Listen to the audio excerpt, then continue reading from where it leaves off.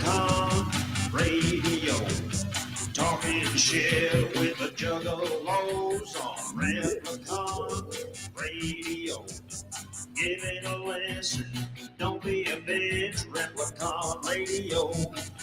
Yeah.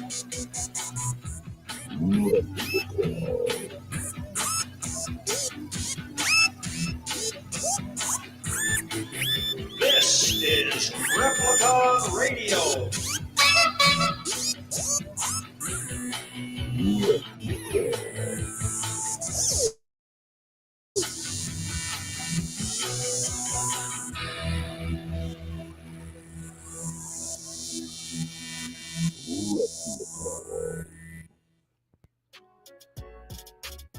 If you would like to be a proud sponsor of Replicon Radio, shoot us an email at therepliconiswatching@gmail.com for more information.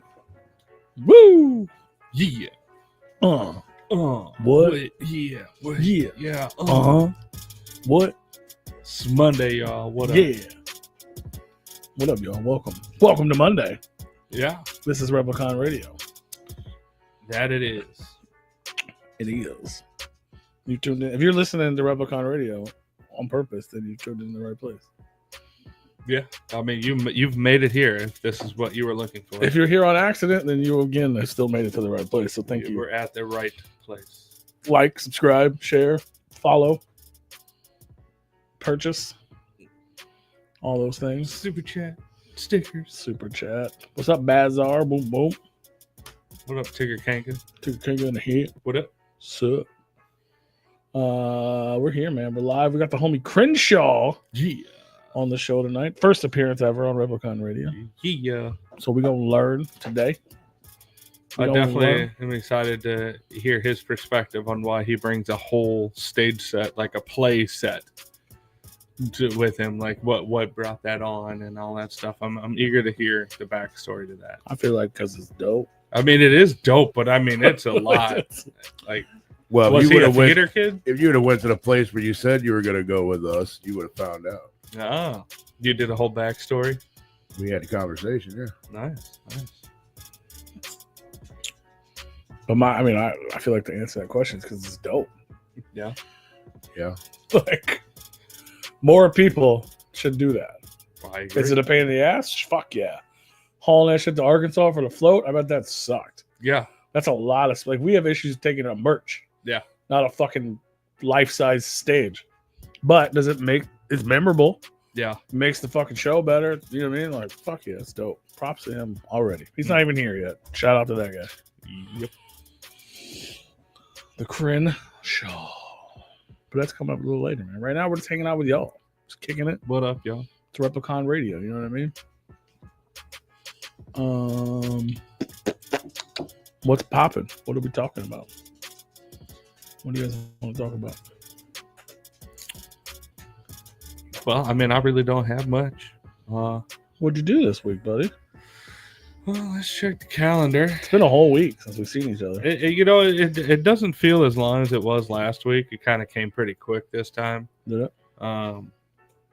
Yeah, I didn't really do a whole bunch. I mean, my dog got his cone off. He got his stitches out, so he's better now and less annoying. Yeah. The cone was annoying. Yeah, because he was on purpose running into as many things as he could. Like, he was trying to break that thing into pieces, and it got to the point where he started scooping up the rabbit, started scooping up the smaller dogs, and then it moved on. He was scooping up the bigger dog. Like, he was just running into him, just plowing over. Scooping. Like, he was being a jackass. He was knocking over water jugs. Like, it's like, dude.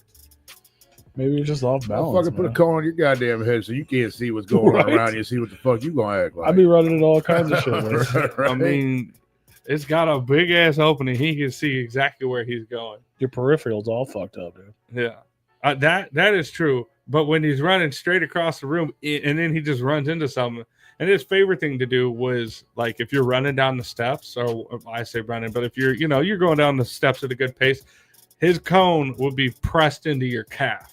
Every time it gets to the back, he's just hitting both calves with the cone, just pushing you down the steps. That's fire. No, it's not. Who doesn't like a good fucking coning? Potential murder. Yeah. Yeah. it's good The shit. other dog already broke Alex's foot. That's why her That's what toe- we're blaming that on now. well, no, because her toe got broken because she slipped on a dog toy that one of our other dogs left on the steps. Oh.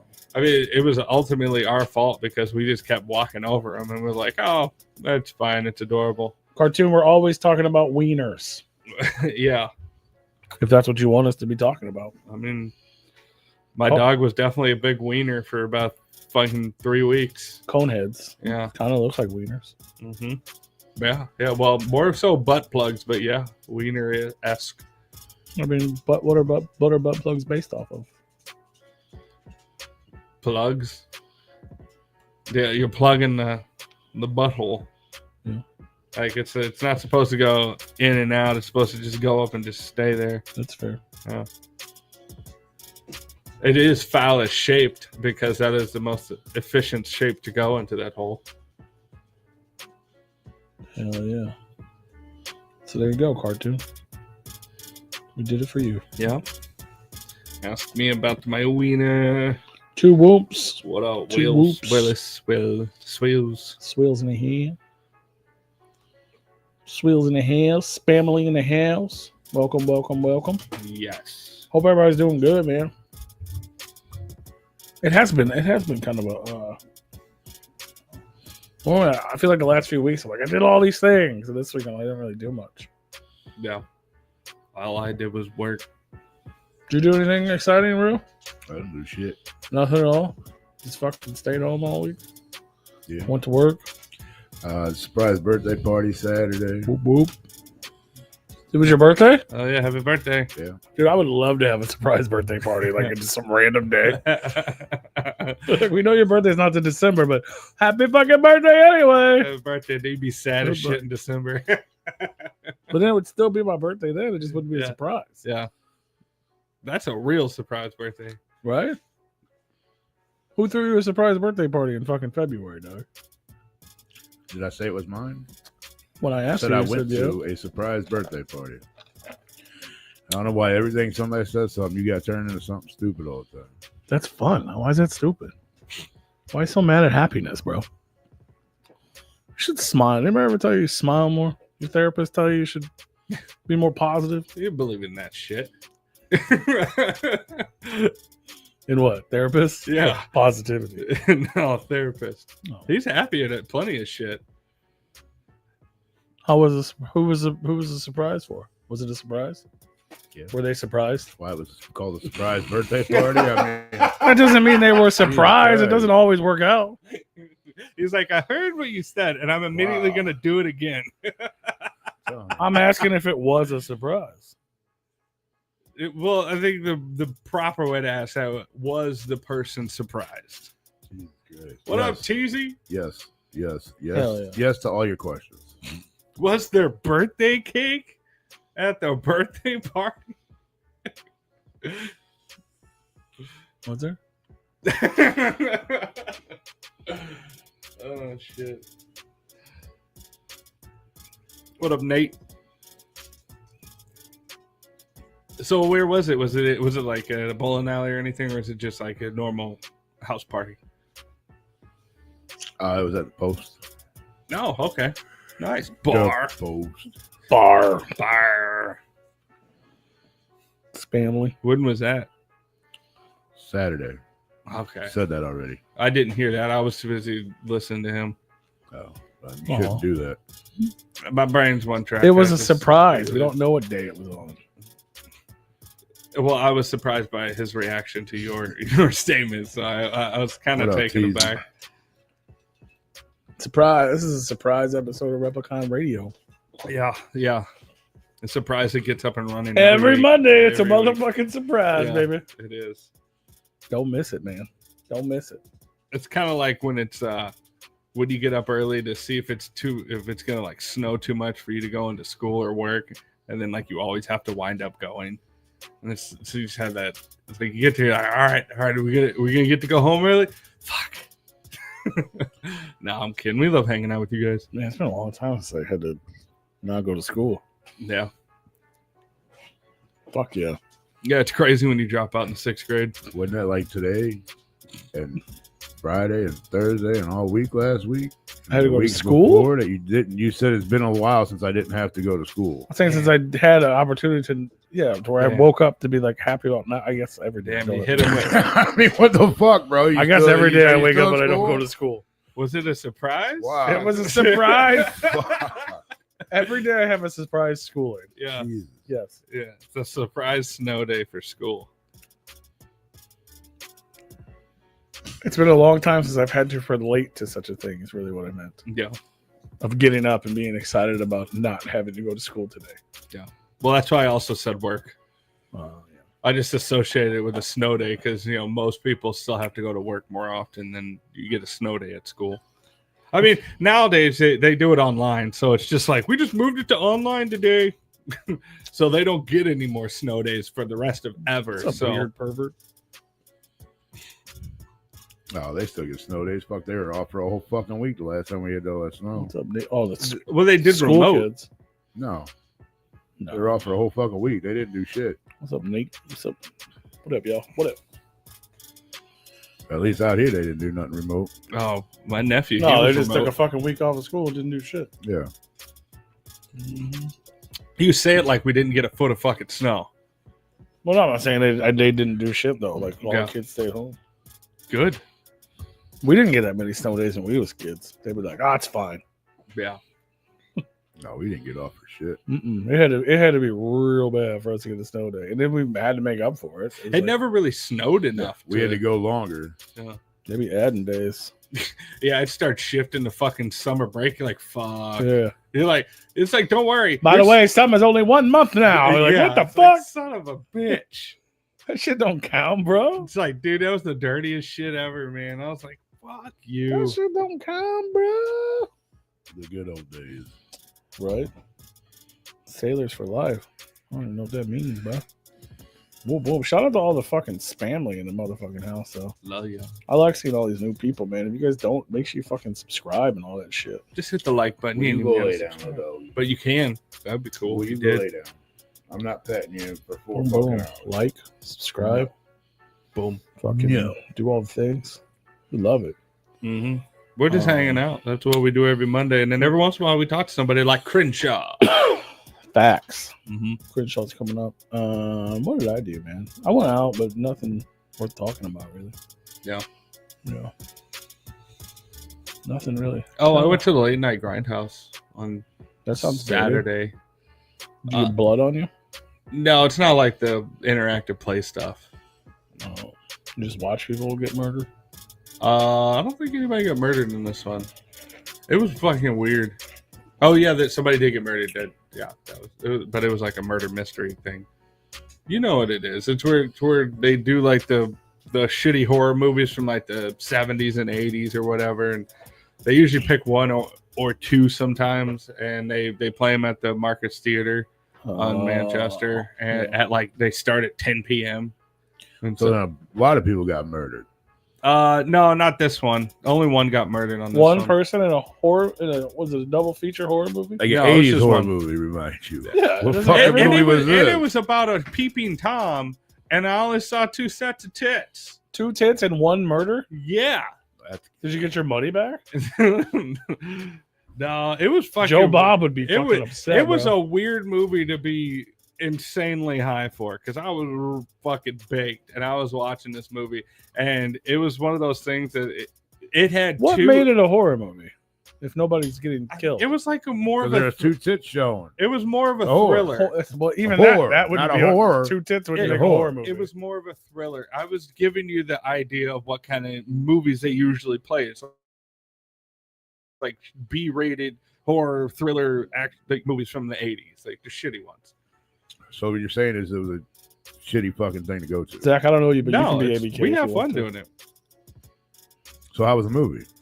It was, I mean, it was all right, but like I said, it was a weird one because like there was 2 major plot points that like Titties. it just jumped so fucking quickly to like, how did you connect that dot? Like basically this guy was watching the house for somebody he just met in fucking acting class the day of, and he just so happened to needed a place to stay, and then the guy shows him his neighbor's house which has this hot chick that does her little routine naked in the window every day on like clockwork or whatever, and then he winds up watching her for a few nights, and then she gets murdered, and then he somehow connects the point that the guy that rented him the house was actually the husband that murdered the girl, but he was, dude, it gets so fucking complicated. There's no way that I could explain it correctly. But it was basically, I was sitting there watching it and I was following along. I was like, oh, okay, how does this happen? Wait a minute, what the fuck just happened? So don't you know what movies are showing? What's it called? Yeah, hold on. What's it called? Let me double. You know what it's called? So where you can at least watch a fucking trailer and be like, oh no, that movie sucks, and we're not gonna go spend. I mean, money it's on not like it's like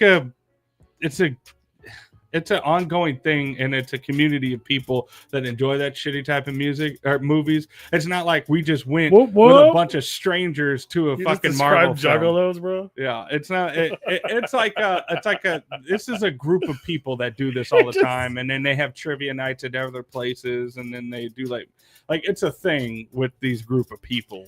Okay, again, you don't go and They don't preview always the tell us. movies They don't always tell us.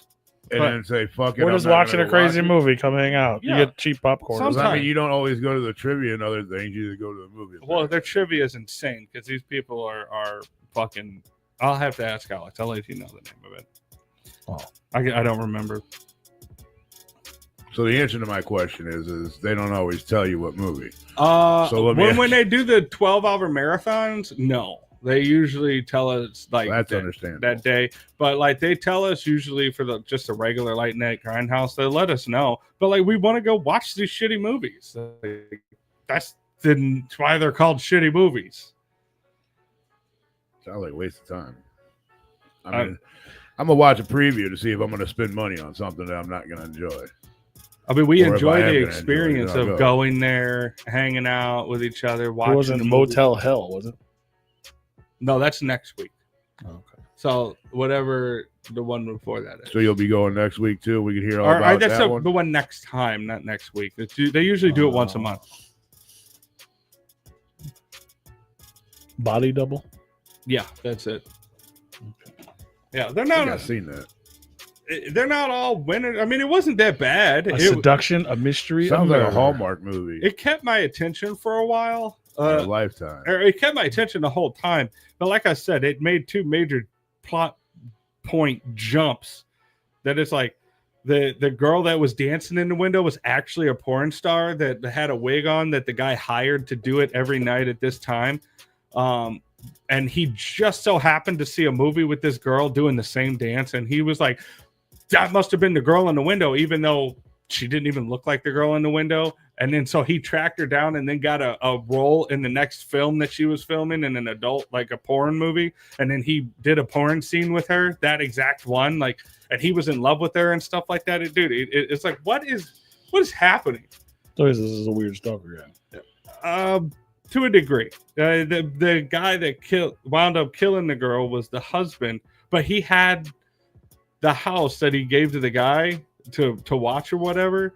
It was also his house. Like they were both his houses. So he had this house so he could set up a murder. So he found a random dude to make sure that he watched her get murdered during a robbery.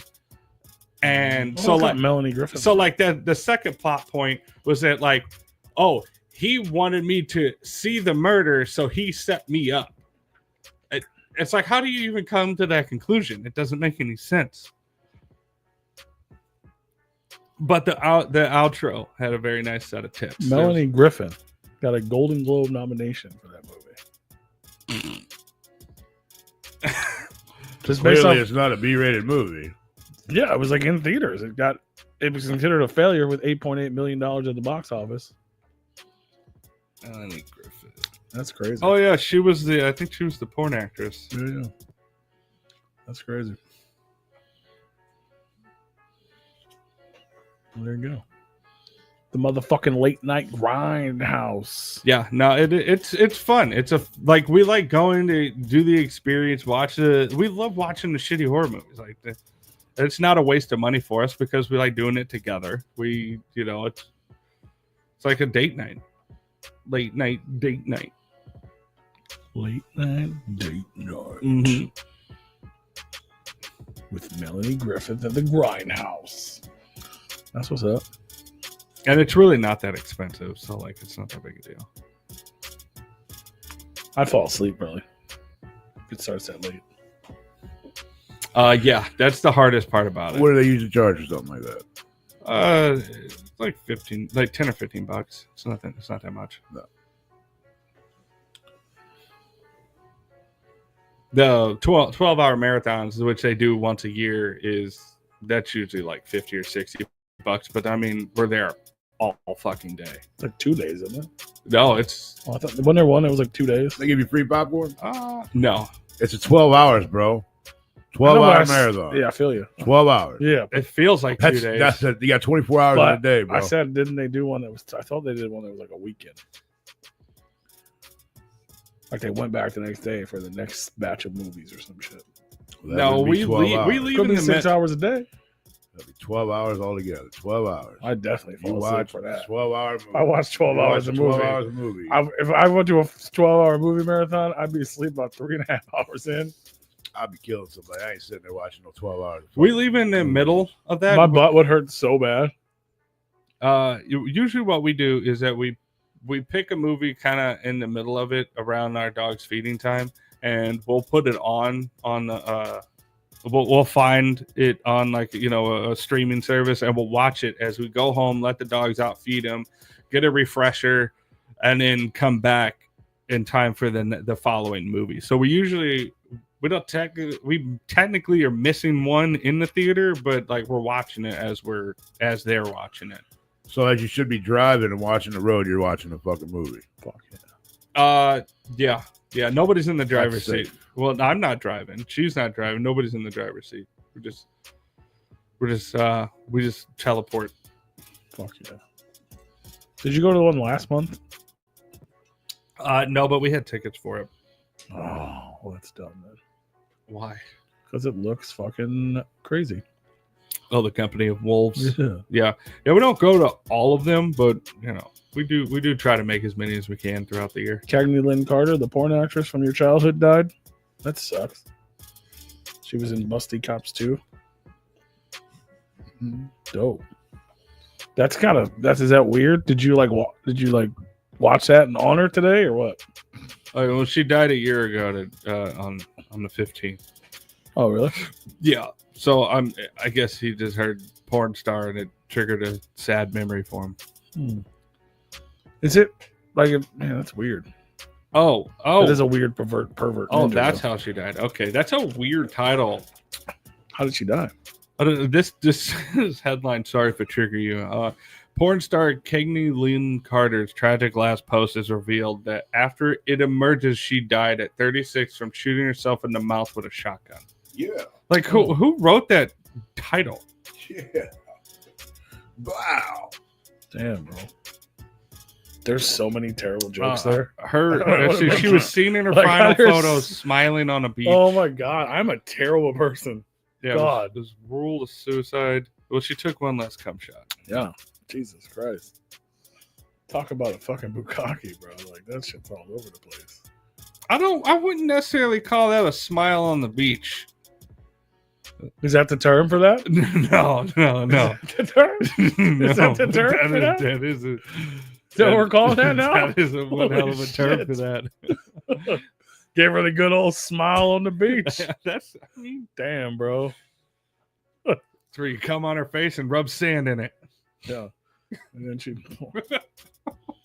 bukkakes herself Yeah. all over the beach. It's gonna be a bright, How bright. did you see it as a bright, kid? bright How sun. old are you? How Are you old enough to be watching? Busty Cops 2? When did Busty Cups 2 come out? Who knows? Is it more weird to watch that now? Like, is it weird to jerk off to a dead porn star? Nope, done it before. Yeah. It doesn't mean it's not weird. Just 'cause I you've mean, done I it. do. I call it in memory of. Is that what? I mean, as long as you don't do any research on them, and it's okay. Oh, You Busty don't Cops know. 2 came out in 06. Okay, so yeah. Oh, that's pretty current. Yeah. In memory of. Yeah. Just you prep for it. Yeah. Like, all right, this is going out to whatever her name is. So, you know what? I Shaggy just want to Lacey. remember you. Weird. Yeah, man. Whoa, homies. What's up, Gold? I can't even think of a porn. Yeah, there's no. I don't have one. Okay. There we go. Dead porn actresses make my Kermit spit the masses. Yeah, see? He understands. Does he have a green penis? You should probably get that checked. You see the fucking- penis is green. You see them fucking. Every time I see those Kermit the Frog Omega videos, dude, I crack the fuck up. The old mingle or whatever. Yeah, when he's like, "Look at this," and he pulls the fucking cucumber out. I like when he does it surprisingly. Yeah. It just out of nowhere. Every single one of them. I've seen like 100 of them. They all. I watch them all, and they all make me laugh. You seen them shits, Rue? No. But they fucking, they whatever. What's it called? The Omegle. Omegle? Or you like, it Omegle. doesn't exist anymore. But you would like go to random people, and the goal is like to keep their interest, right? Like in it.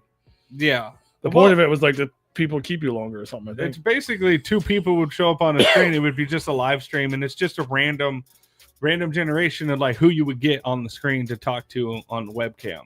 And so, like as you see, it didn't go very well eventually because like people were using it to talk to underage chicks. Underage chicks were, trapping dudes and all that stuff. Like Kermit the Frog was on there. Somebody asked Kermit the Frog, and he'd be like, "Hey, how you doing?" You know what I mean? And he'd like sit there and talk to these girls. And then all of a sudden he's like, "Check this out." And he'd pull his fucking little cucumber out on the fucking screen, and they'd be like, "What the fuck?" Or he'd like fucking squirt shit, especially if he'd have Miss Piggy tied up behind him. Yeah, especially if the chick was hot, like he would definitely pop a chub. Yeah, dude. And it was bigger than his whole puppet body. Just a big green fucking cucumber. Like, look at this. I love the one where I can't remember exactly what it was, but he was telling a joke, and then like she said something, and he just like died, because like it was so hot, whatever she said, and it just him floating up, and then it just hits. You just see his dick following him. It's so fucking funny, dude. That shit's funny. Hell yeah. Shout out to Kermit. Kermit the Frog here. What else? Should have seen the chick's face at the grocery store earlier when I told my cousin I'm so hungry. I need me a dead bitch. You gotta say weird shit, huh? That's what's up. It's not that weird. Sounds like the chicken store needs to get a fucking stick out of her ass. Facts. Why are you being so conservative, huh? Why do you give a fuck? He eats dead bitches, though. Yeah. It's fun. I feel like it would take too long to cook. I feel like it would be hard to get one fresh enough unless you got her yourself. Yeah. Did they go bad quick? Well, it's meat.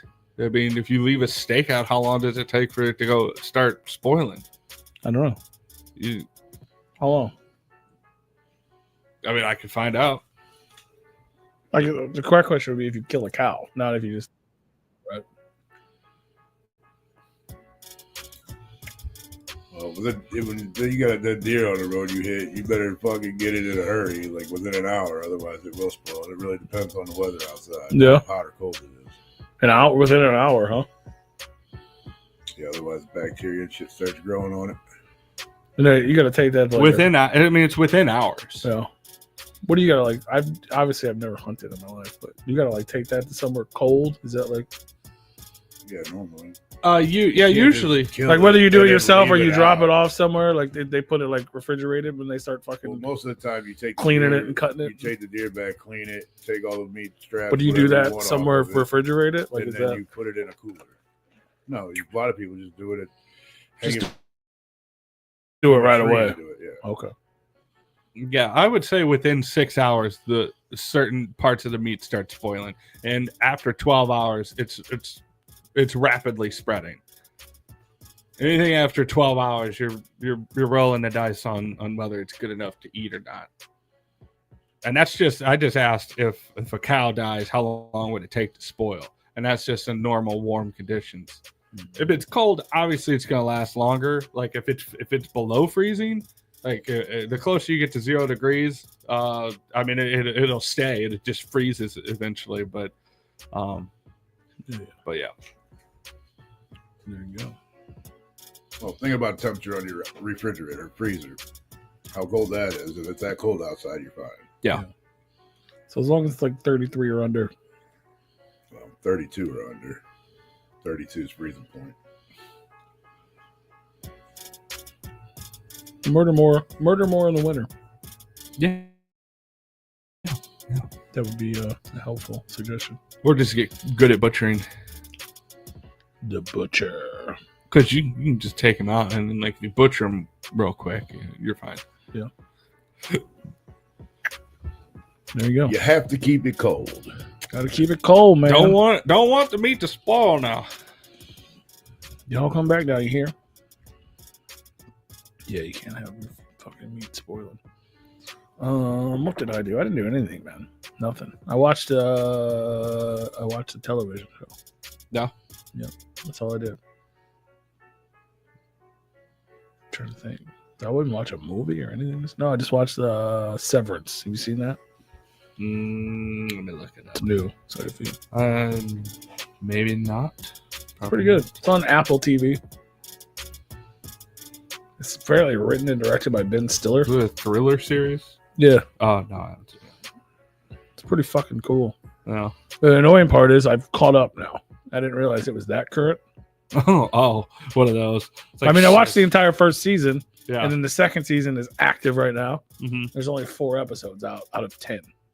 So now I have to wait each week. I'm like, fuck, man. I thought I was watching it. I thought I was watching this. Yeah. Well, what's it about? Pisses me off.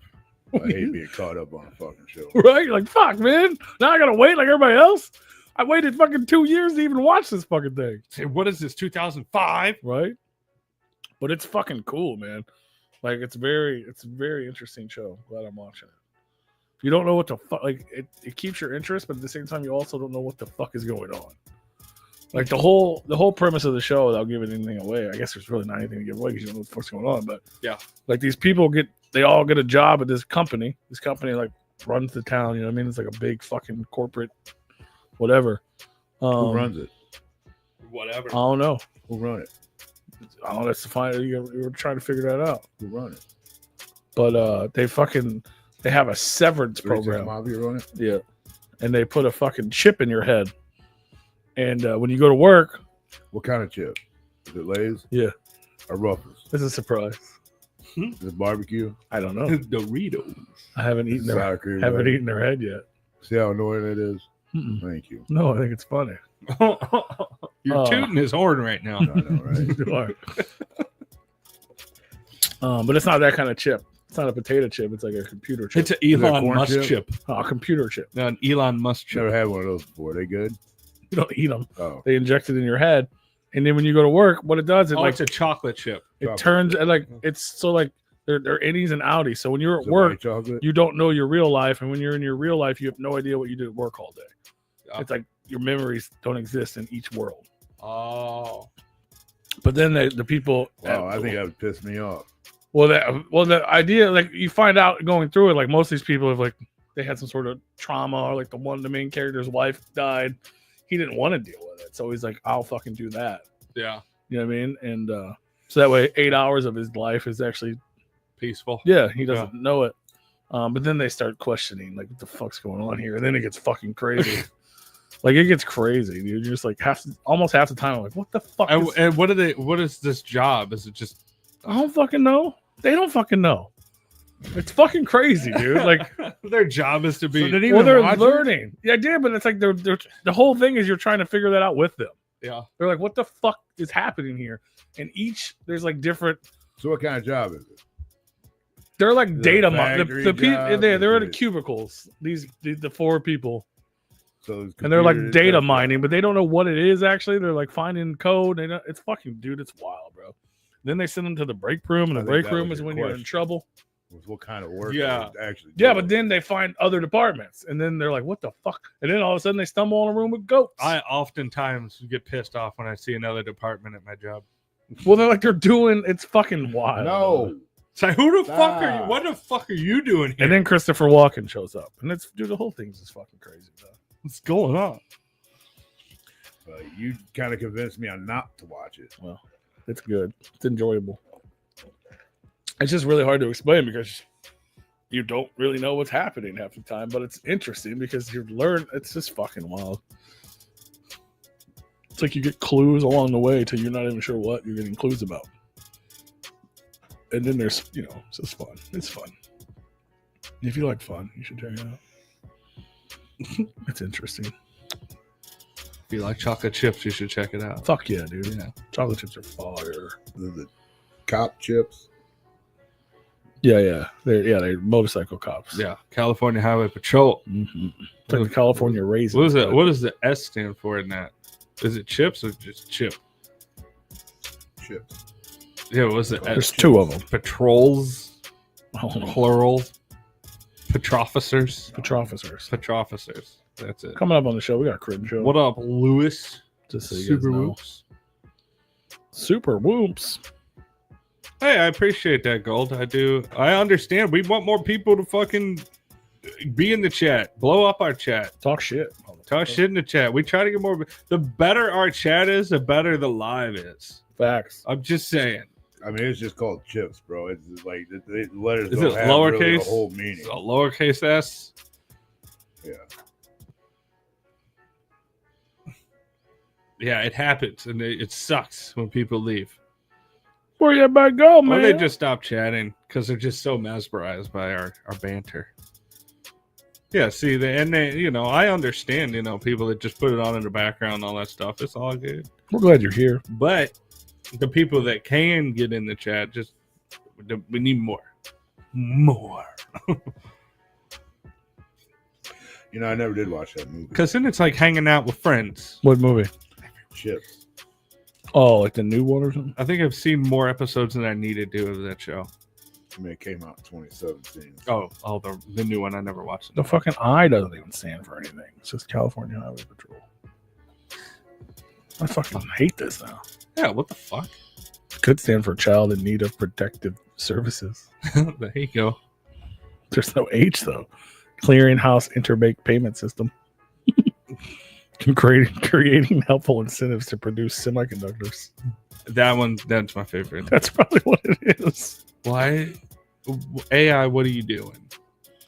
Bro. Cheers. Cheers. Yeah, share it with your homies. There you go. Share it. Oh, yeah, see, Chips, California Highway Patrol. I don't know what the S stands for, but the I and the S are lowercase. Yes. So that indicates that they're not part of it. Yeah, but it's still just maybe it's. I'm sure if we watched the show, they would tell us. Oh my goodness! Because they don't. No, it's just they're just they like ever the acronym is CHP, and they just called it CHIPS. They don't ever say. Oh, that's what the letters, so that's people just were what confused. Slang for California Highway Patrols is like CHIPS. Like that's what it is. Because cops have all kinds of short names, like 12, the boys, all the other dumbasses. Like they have Three different whoops. names. 3 whoops, Drew. 3 whoops. 3 whoops. Whoop whoop whoop whoop whoop whoop. Whoopity whoop whoop whoop. Lots of whoops. Speaking of whoops, all kinds of Juggalo freshness going on. Juggalo weekend's going down this weekend. Ooh, already. That's soon. Oh my goodness. Oh my goodness. It's Juggalo weekend, guys. Are Boopity you boop going? boop boop. Valentine's Day. Lardy B's trying to get COVID. And she's going to have her kissing booth. Is that right? She keeps promoting that she's having a kissing booth at Juggalo weekend. Oh, there you go. Yeah. Sign up for Lardy. She has an OnlyFans now. She might have a kissing booth. But she's been talking about it. There you go. Yeah. It's going down this weekend, man. February 14th and 15th in Worcester, Mass. The return of the DCG Con, as well as the Tunnel of Love show and a regular old ICP show. Leave your skateboards at home, god damn it. Yeah. Don't cause a ruckus. Don't be a ruckus. Chris Calico, Lardy B, Darby O Trail, Ouija Mac, Whitney Payton, Tier Diaz. It's going to fuck down. And if you're going, definitely check out the Homie Furies after party. Ooh.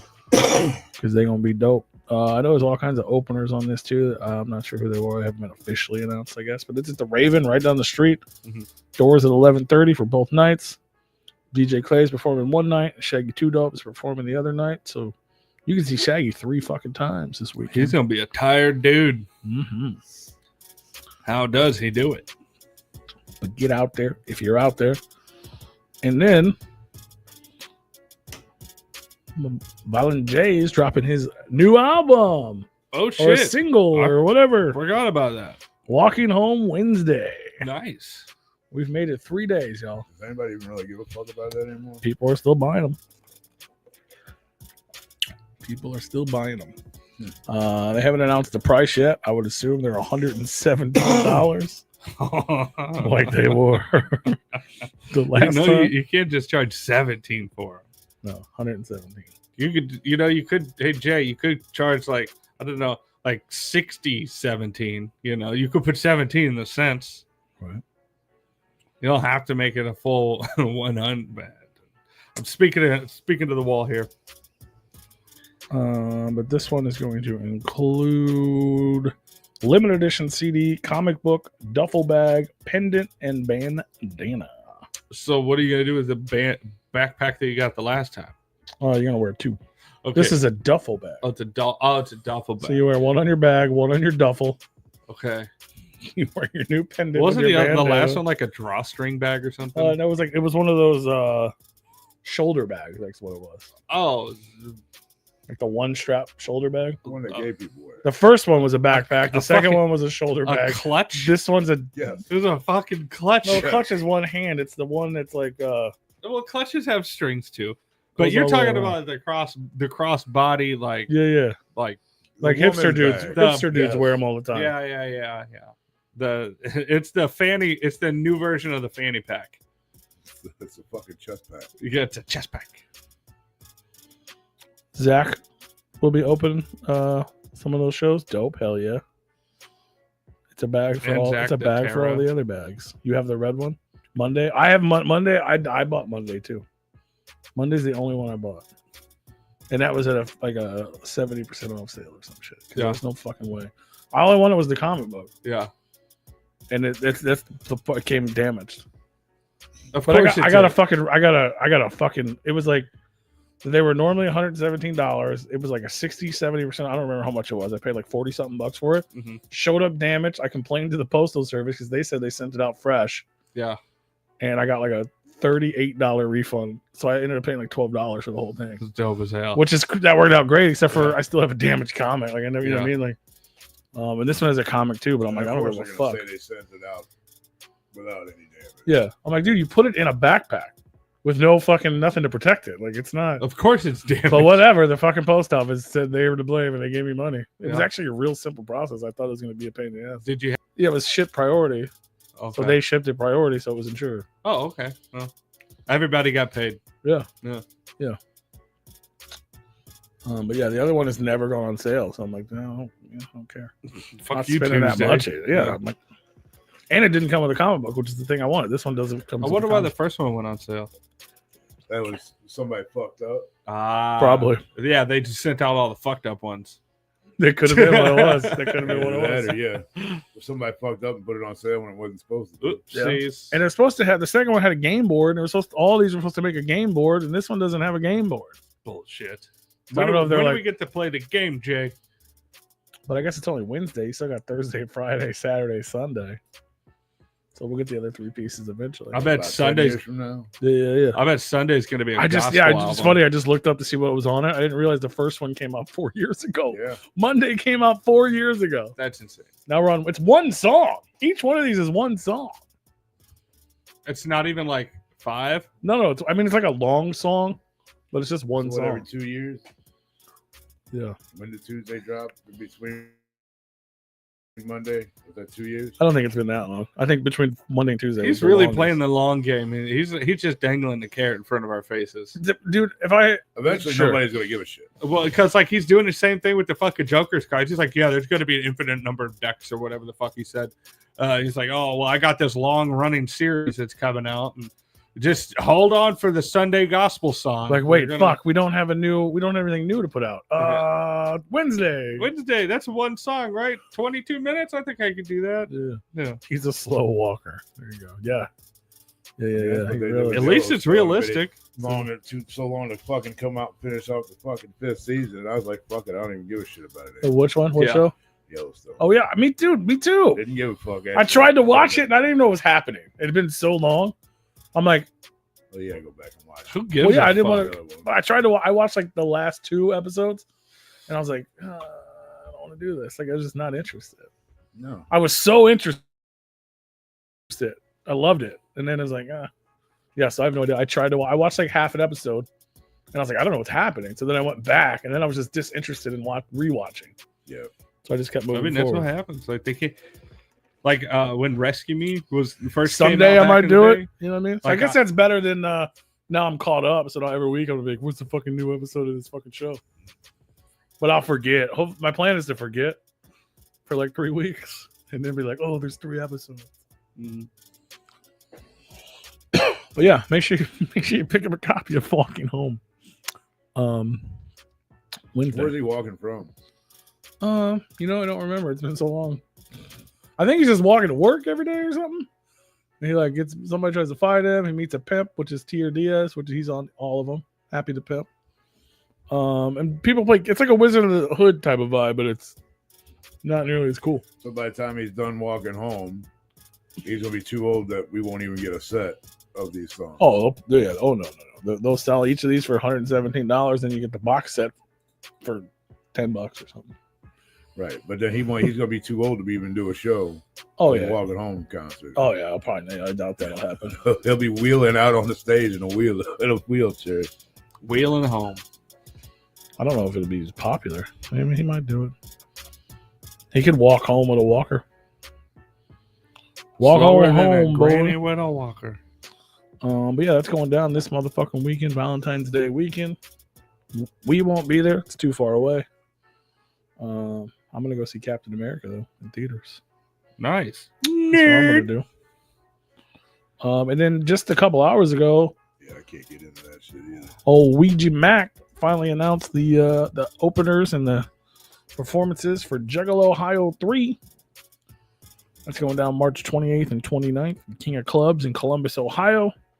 2 performances by Ouija Mac both nights, with other sets from King 810, Sinister, Darby O'Trill, 10 bands, which is Darby, Devereaux, and Shaggy, Sagan Umo, Shaggy the Airhead, Clockwork E, Hatchet Man Project, Death Plus, 216 Zay, 3 Corpses, Gloom Unit, Poppy. I can't see that far. It's too small for me to read. Trying to read it and I can't. Oh, where you at on the flyer? Mm-hmm. I have it on my phone though. 8 Corpses, Gloom Unit, Worldwide Chaos, and Moppy. Moppy. They are on our Replicon radio list. Moppy? I'm looking at it right here. Dope. Dirty Buckets, Volume 1. Sweet. So go to that. That'll be dope. I know it's becoming a pretty big event. You can still get 2-day passes, but I think they're running low, and you'll save money if you buy weekend passes instead of buying individual days. So go and peep it out. Ouija motherfucking Mac. Mac Attack. You know, I've been looking at images from this Busty Cops too, and I'm starting to think these ladies aren't real cops. Yeah. Mm-hmm. Well, one of them died in the line of fire. I think. Yeah, must have been an Isn't that accident. what we just? Isn't that what we said? Yeah, must have been an accident. So which one of y'all are going to Juggalo, Ohio? Not me. I mean, you already know I ain't going. I care less. You going? No, not unless Ouija or Darby invites us to come. I'm not just gonna go. I figured that'd be something you'd go to. It's in Ohio. We've been to You Ohio. don't travel? I do All of travel. a sudden you don't travel no more? Well, I Only do for his- travel. Only for his birthday. So what the fuck does it matter if it's in Ohio? It could be a surprise birthday party for you. Could be. Yeah. Is it Ouija? Maybe it's Ouija's birthday. Yeah. Wait, hard as fuck. Bloom unit. There you go. When you travel to Indiana, Lewis is you going. travel to Ohio. Yeah. I mean, I would Chicago. go, but I'm not planning on going right now. Speaking of that, Darby O'Trill teamed up with Oh, there's an Sagan image of her. Umo. There's an image of her right They there. dropped a new album, Robocop, produced by Devereaux. Collaboration project from the other side of the country. There's 50 copies made. It's on stream. You can listen to it for free. But if you want a physical copy, they only made 50. I don't know how many are left. So go check it out. It's dope. And that RoboCop, Robocop. Robocop. Mm-hmm. That's an A. For anarchy. Robocop. Is that an A or a no? We'll go peep it out. It is available right now. It's on streaming right now. And you can purchase physical copies at Umo's. Lewis says that it's sick. Sick. It is. Yeah, go peep it. Peep it out, bro. Shout out to Darby O'Trill. I'm not super familiar with Sagan Umo. I know he killed it at the Gathering. He's I can't remember where he's from. He's from another country. But he was listed as one of the performers at I thought it was Sappy Corpse at first. I was like, wait a minute. What? she dropped a new single Nice. as well. And Alazuli Lou dropped a Valentine's Day single. You all right? You can go check out. Mr. Green says he thinks it's from Spain. Spain. A Spaniard. There you go. Dope. So go check it out. It's fire. And what else is popping off in this little juggalo world? Twisted's highly anticipated rock project drops this Friday. Oh, nice. Mm-hmm. How many pre-orders did you buy? I ordered the Amazon vinyl. Bet you used a coupon. Uh-uh. So you got the vinyl cover? Nothing else? I believe someone in my family pre-ordered one for my birthday in December with the hat, which I was like, yeah, I probably won't wear that, but thank you. Nice. Because it's a snapback. Not because I don't like it, just because it won't fit my head. Which since I knew they did that, it talked me out of ordering another one for myself. Because really the only thing I wanted was like the cassette or the vinyl, and then they did the Amazon vinyl. It's limited to like 200, and it comes with like a Madrox card maybe. Oh, what? Madrox sketch card possibly. Did you order one? I didn't order any of it. Oh. Gold rates Madrox's new album a 4 out of 10. Really? Said it was blah. Really? I think it's fucking incredible. I think it's great. I'll let you know in 6 months when I listen to it. It's about how fast I get to new music. But yeah, the new Twisted album. We've been talking about. When we had Twisted on, we were talking about this record. Yeah, but I'm saying that came out the 31st. Last month. Yeah. So like 2 weeks ago. Yeah. I I haven't heard any of it. I think it's fucking incredible. Maybe She's right through rocks. Maybe I heard a little snippet, whatever, on Instagram. But that's 4 out of 10, really. I can understand, but Jamie. Is he French now? Jamie Jamais Madrox. Je m'appelle But- Madrox. but I won't argue because I can see why people wouldn't like it. Is it booty? I think it's incredible, but it's not. It's like it's Jamie. It's not Twisted. It's not. So all the people are like, I want the wicked shit. No, you're getting fucking. This is sad Jamie. Yeah. You know what I mean? Like it's the whole like I mean, this one. Fatso was pretty sad. So like, Yeah, and he did this one, and then he did the November mix-up, which is not available online. You had to buy the physical because there's like samples and shit on it. Yeah. And like uncleared beats. And then he made this one, which is more music you don't want to hear from someone you barely like.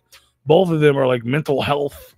He's talking about the fucking gray bow and the fucking crying clouds and like some like, you know what I mean? He gets like kind of deep and some of it's kind of weird. So I can see if you're like a murder juggalo. Yeah. You don't want to hear him fucking singing about remember how it used to be and shit type of stuff. But I think it's fucking great. I think that Madrox record and the Chainsmoker 2 album are the best albums Twisted's put out in 5 or 6 years. Well, that's, You put them in their own corners. Yeah. And they get a little more personal, it seems like. Which I fuck with that.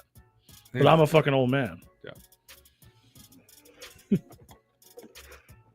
But yeah. It's Mr. Bones in 2025. It's deep. You're gonna say something gross after that. Yeah, that is it's deep. That's true. I'm gonna let him finish. Balls deep. I feel like there's gotta be a fucking. There's not a closer on that, bro. You're fired. But I think You're talking about the album being deep. I know, but I'm waiting. I figure he's talking about like how he doesn't like it, so I was waiting for it to be like. He ruined his shot. Yeah, he lost it. Chainsmoker was amazing, but that's like a shit talking. You know what I mean? Chainsmoker is a shit. They're complete opposite, which I like because I feel like when they come together, they have to work together. Mm-hmm. On this one, they were complete opposite. Jamie's fucking sad and talking about feelings, and fucking Paul's like, "Fuck you, motherfucker! I'm the baddest motherfucker." You know what I mean? Like, and it's like, "Fuck yeah, talk your shit, both of y'all." You know what I mean? Like, Jamie's got his heart on his feelings, which is why I fuck with Jamie, and Paul's like, "Fuck all y'all motherfuckers." I might have to check out Paul's. Which is why he's part of Roos family. Yeah, they're brothers. Like, yeah, they're brothers. Yeah, they're fucking. He invited him into the family, and me and Jamie fuck with each other, so it makes sense. I'm just the Uber guy to drop you guys off. Fuck yeah, appreciate you. Thanks. You're like our Matt Nips or whatever. You're like the grandpa who buys fucking Groupons, bro. Yeah. Bro, I buy so many Groupons. It's like, dude, I got these knitted socks you can give your buddies. Tell your brother I said hi. Right. I fuck with it though. I fucks with it. But that's just me. I hope this new album's good. I think it will be. I mean, we've heard half of it. It's just that's a different vibe. You got to be in the I fucking. I went through and listened to a little bit of it. And I like it. If it's not magic spells, I don't want it. It's a similar vibe. The music's really good. I mean, obviously Zeus is one of the biggest fucking producers in rock music. You tell me it's a rock album, but you're rapping. They rap a lot. Rock fucking music. They rap a lot. You lost me. They rap a lot. You tell me rock, I'm thinking you're gonna be fucking screaming and singing, but you're rapping. Is that a Which new I genre? fuck with. So like rock rap? Don't get me wrong, but Rap. when you tell me you're coming out with a rock album, you know what? And you're not. I think doing what happened was, and I agree with you, but that's what I wanted. If you're gonna make a big deal out of it, you're gonna go different. Do it. Yeah. Do it. If I hate it, I hate it. Yes, gold. You know what I mean? But that's what I was expecting. But what I think they went too far, and a lot of people who were like they respected their opinion because they've kind of talked about it briefly. Were like, I think you went too far. It's not twisted. You were anymore. trying too fucking hard to change. Like you're trying to be this band, and you're losing you. Yeah. Like go hard, but also be you. And I think they went back and like did a little more rappy, like a little more. I can respect that, which makes sense, but don't get me wrong.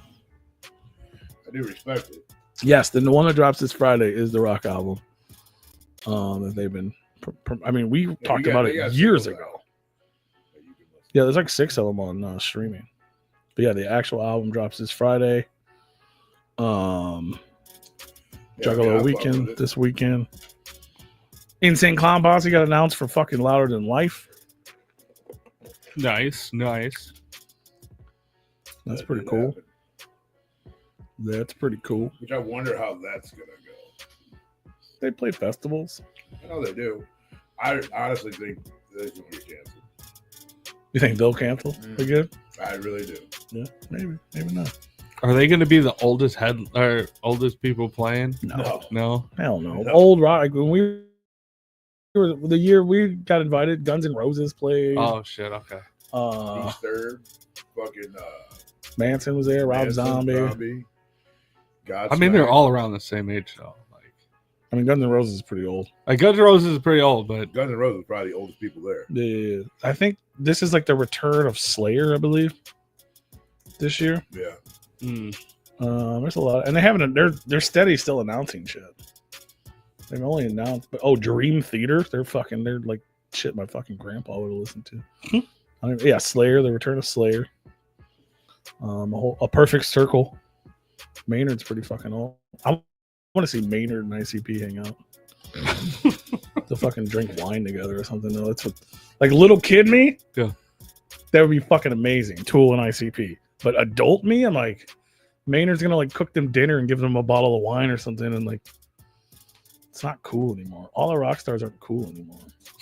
Old bastards. He used to be when I don't know if you guys were Tool fans, but like. He was like the rock ICP. Yeah, like he was so mysterious. He didn't do interviews. He would cover his face even if they were doing a show. He would like paint his face so you couldn't see it. Mm-hmm. It was wild. And now he just fucking hangs out with Joe Rogan and fucking drinks wine and like, which is fun. Whatever. He's a normal guy, but it's like all the allure went away. If my computer wasn't slow, I'd tell you more bands. Mudvayne returning, Lamb of God, a lot of rock. Yeah, my shit's just freezing up, so I'm gonna stop doing this because I don't want it to fucking break. That's really all I'm trying to say right now. But you should go. It's in fucking Kentucky. It's dope. We had a great time. I want to go back. Lineup. I even saw Rue share it, and I was like, "You ready to go back, buddy?" I thought about it, to be honest with you. Mm. Oh, I sent an email. Yeah, this site is glitchy. It's taking forever. Is it to on scroll here? down? Because there's so many like coming soons. That's like, why would you do that? Why would you have so many entities on your fucking page, man? Like, we get it. It was the best. Insane. I would love to, man. It's just like a fucking. I like how the Insane Clown Posse Tell me to hit us picture up. is just a black square. Tell Kev Buck to hit us up. Or Darby or somebody will come out. Cartoon with your wieners, bro. Calm down with the wieners, though. More wieners. Wieners. Flesh water. Flesh water. I mean, I don't understand why we didn't get invited back. Well, there was a pandemic the next year, and it's just been, you know what I mean? Yeah, We were in but then after 2019. that, 22, 23. Right. I'm not sure. The Walls of Jericho. 12 Stones, Winds of Plague. Don't know those guys. R.A. I wonder if that's the Rugged Man. Throne, Landmarks. So you got Spine Dream Shank. Theater, you got Fleshwater, Wind of Plague. I believe that's what that says. It's a Clown Posse, Blint Morey, Double Driver, which is a fantastic fucking band. Drain, Lamb of God, Super Heaven, ROT. Oh, ICP, their image did load. Okay. A Perfect Circle, Acid Bath, Mudvayne. Black Evil Bird,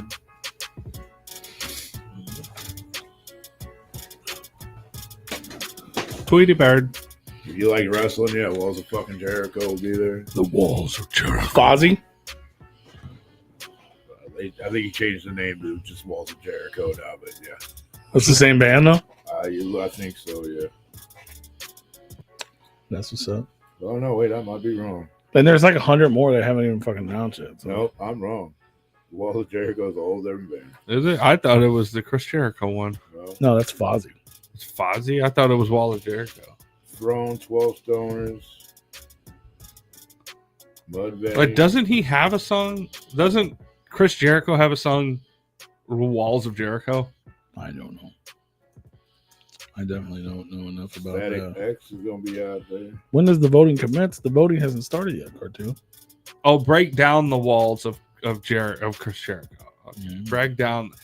Is it? It's like it's a WWE. That was his finishing song. move. So is it fucking related to Jericho? Because no, this is the band that was a wrestling fan and named their band that, probably. Okay. Jericho's band is called Fozzy. Oh yeah, Let Live's playing. They're fucking amazing. That's the guy from Fever 333's old band getting back together for the first time ever. Bondurant, I'm not gonna lie, I think we forgot about the the list for a minute. Dude, it's coming. No, it's coming now. The voting is coming. I'm actually looking at the list right now. There's I think 1 or 2 categories Fine, we Shane. still gotta get full on here. There's a lot more unannounced bands than there are announced bands. I sent the list over to P though, so he's got a lot of downtime. So maybe he'll fill some of it in. I don't know. There's only like 3 categories left. But yeah, we'll get them done. We'll get it done soon. It's coming soon. Coming soon. You remember that? You heard of that group, right? Double Driver? Devil Driver? Yeah. I've heard the Devil Driver. I just don't. I couldn't pick out any of their songs.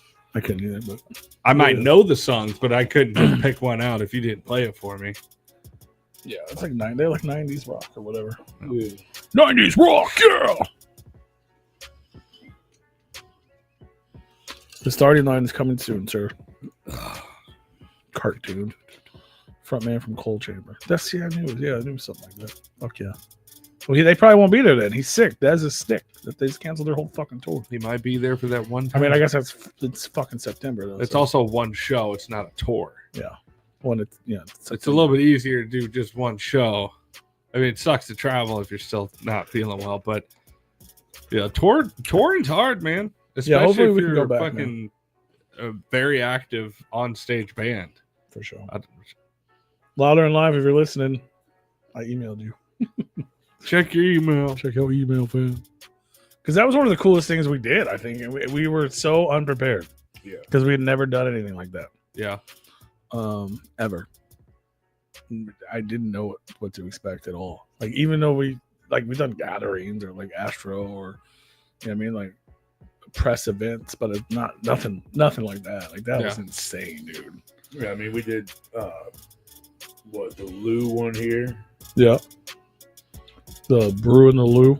So we kind of had at least an idea of what to expect, but Slightly, but that was so way massive. bigger, yeah. Yeah, we were like fucking little kids. All these there's like adults everywhere. It was just overwhelming because it's not like you show up somewhere and someone tells you what's happening. Yeah. They just assume everyone knows, which has always bothered me about this whole industry. It's like you just have to pretend you know what you're doing all the time. And I guarantee if you asked any one of those people, like, be like, hey, do you know what's going on? No, we just got to wing it. Fuck yeah, Coke Donuts, bro. We got a shirt. Go buy the shirt, dog. Maybe that's why he's saying it. Somebody should go buy that. Repliconradio.bigcartel.com. It's available now. If you wear a 4X, I could ship it tomorrow because that's the only one that's in stock because it's mine. But it's available in all sizes. Go check it out. Motherfucking Coke Donuts. We don't do Coke, but check out Coke. It's funny. But what we do is we have special guests. Doo-doo, just like the doo-doo donut hole. If you guys are listening live, make sure you share it out. We are live on Facebook, Twitch, and YouTube. If you're watching the replay, we're also on all those places, as well as Spotify video or audio only on all streaming platforms. So share it. Tell your friends. Do all the things. Like the button. Like the button. Like the button. And while you're liking it, hit like. Like it and then punch it. Punch the like. I tried Coke once for like 6 years. Damn, bro. Shape. I knew exactly who said that before I even saw the name. I mean, it's fair, I guess. Yeah. If I did Coke, I'd go straight to sleep. But yeah, man, we got a special guest. Let me get this ready here. Hailing from the most haunted river town in America, Alton, Illinois. That is spooky. Give it up for the homie. What up, everybody? Word. What's up, man? What's popping? What's cracking, guys? How you guys doing tonight? Doing good. How you doing? Ah, Yeah, I'm doing well, man. Good. We are just living the dream, buddy. We are living the dream, man. It's good to have you. It's good to see you. Welcome to the show. I feel like it's been a long time coming. Yeah. No, I appreciate you guys having me on, man. I appreciate the Vide out, man. For real. I've been looking forward to this. Yeah, it's about time. Yep. It's about time. Aiden, we will have merch out there, but I won't have Coke donut shirts in stock. You gotta buy those online, bro. We're not ordering those. Like that shit's so silly. Like if you don't get it, you're not gonna buy it, most likely. So buy it online. Unless you want mine, I'll bring it to you. But yeah, man, welcome to the show. If you're new here, we like to get to know people, man. We wanna learn all about you. So you're from Alton, Illinois, which is to us is fairly local, but the people listening, tuning in, tell us a little bit about like the history of that, because it's a pretty fucking crazy. Yeah, Alton, man, I love my city for real, man. Like I really do. So I say it's the most haunted river city in America because it really is. I'll start off with that. Like the Ghost Adventures. I don't know if you guys like Zach Gaggins and all them. They actually did a 2-part episode. It was on Alton.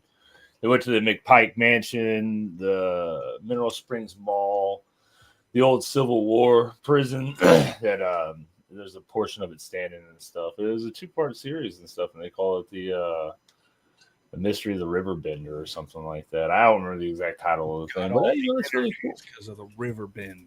Yeah. And then we got, the old folklore of the Paisaw bird, the river dragon, that used to terrorize the Native Americans around there and steal all the babies and shit like that. And they, the story goes they all gunned them down with arrows and shit like that, We're also the birthplace of cool, man. Miles Davis was born here in Alton. So everybody, familiar with Miles Davis, I did not know that.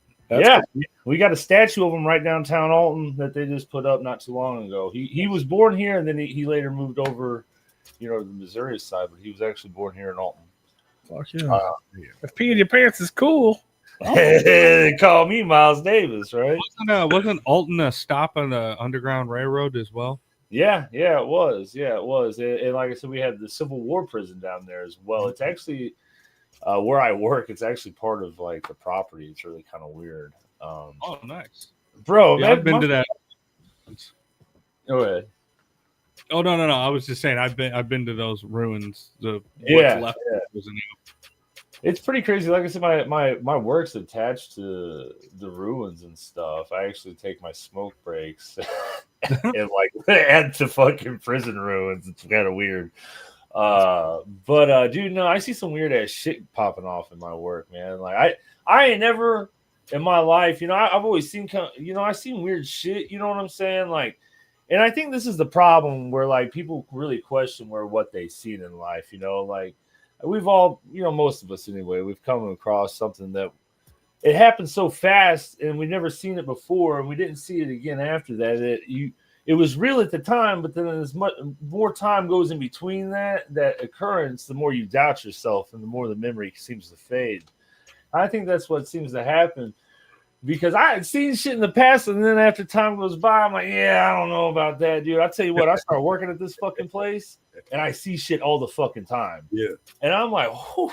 Yeah, I mean, people walking like past you and shit, all kinds of shit, dude. Like, it's weird. There's been all types of people killed at my work. Like, fuck the people jumping. I worked at an elevator, like at a grain elevator. People jumped off this motherfucker, hit the side of the building. Dude, just all types of crazy shit. But more about Alton. Fuck my work. I'm learning so much, bro. I love it. The only thing I knew about Alton, we did a ghost hunt there a couple years ago. Yeah. But the only thing I knew about Alton before we did our ghost hunt was Fast Eddie's. Yeah. Oh, okay. Yeah. We got Fast Eddie's. That's where all the rock stars like to go and hang out after shows and shit. And like, they got the all you can eat shrimp and the. I don't know what their fucking menu is. I don't even hardly go down there, man. I feel like an outcast when I'm down there. I'm not gonna lie. I go down there for the shrimp every once in a while. Other than that, I steer clear of that area for real. I've never had a good time at Fast Eddie's. See, that's They used to have like fucking Yeah, dollar burgers and Blast, bro. I feel like they kind of stuck up there a little bit, man. yeah, we used to go there for just for the food, man. Like Yeah, dollar exactly. steak and burgers and shit. It's fucking dope. But no, and then we're also the home of the largest man whoever Robert Waldo? Yeah, Robert Wadlow. Fuck I like yeah, how you just bro. knew that on your Yeah. fucking. You will find that man. You know, I've been all in California, out to LA to New York. And I've been in museums in both sides of the country, and that man is in every fucking museum I go to. I'm like, hey, what's up, guy? You know, down here representing Alton. You know what I'm saying? So it's cool as fuck that I can go to any part of the country just about, and walk into a museum and see a part of my hometown in those museums. You know what I'm saying? So I think that's a really special part, man. Right. We back to the more haunted Alton. We got to make Pike Mansion. It was one of the wealthy families here in Alton. I guess they kind of can consider it like the Limp family in St. Louis. I don't know. They're real hype down here in Alton, but their mansion's now abandoned as well. And they do spirit, ghost hunts there and shit like that. And you can rent out the play. I don't know if you can rent out or like go do like certain events there or whatever during like Halloween and shit like that. But it's pretty cool, man. There's a lot of culture down here in Alton, man. I took it for granted when I was younger, and the older that I got, just like, man, this place is fucking cool, man. I really dig it. I try to really represent it as much as I can. So. Yeah, that's dope. Yeah, there's a lot of fucking crazy shit going on there. We did the Mineral Springs. Yeah. We went. That was the first time I've ever experienced a ghost hunt anywhere. Did you get to check out the torture museum that was in there? The little mini torture museum and shit? No, we didn't. We didn't see anything that was upstairs. We were there overnight. Oh, really? A whole overnight hunt, till like 5 or 6 in the morning. That's cool, man. See, and I live in Alton. I've never gone on a goddamn a ghost hunt down here. Me and my old lady was talking about it, actually.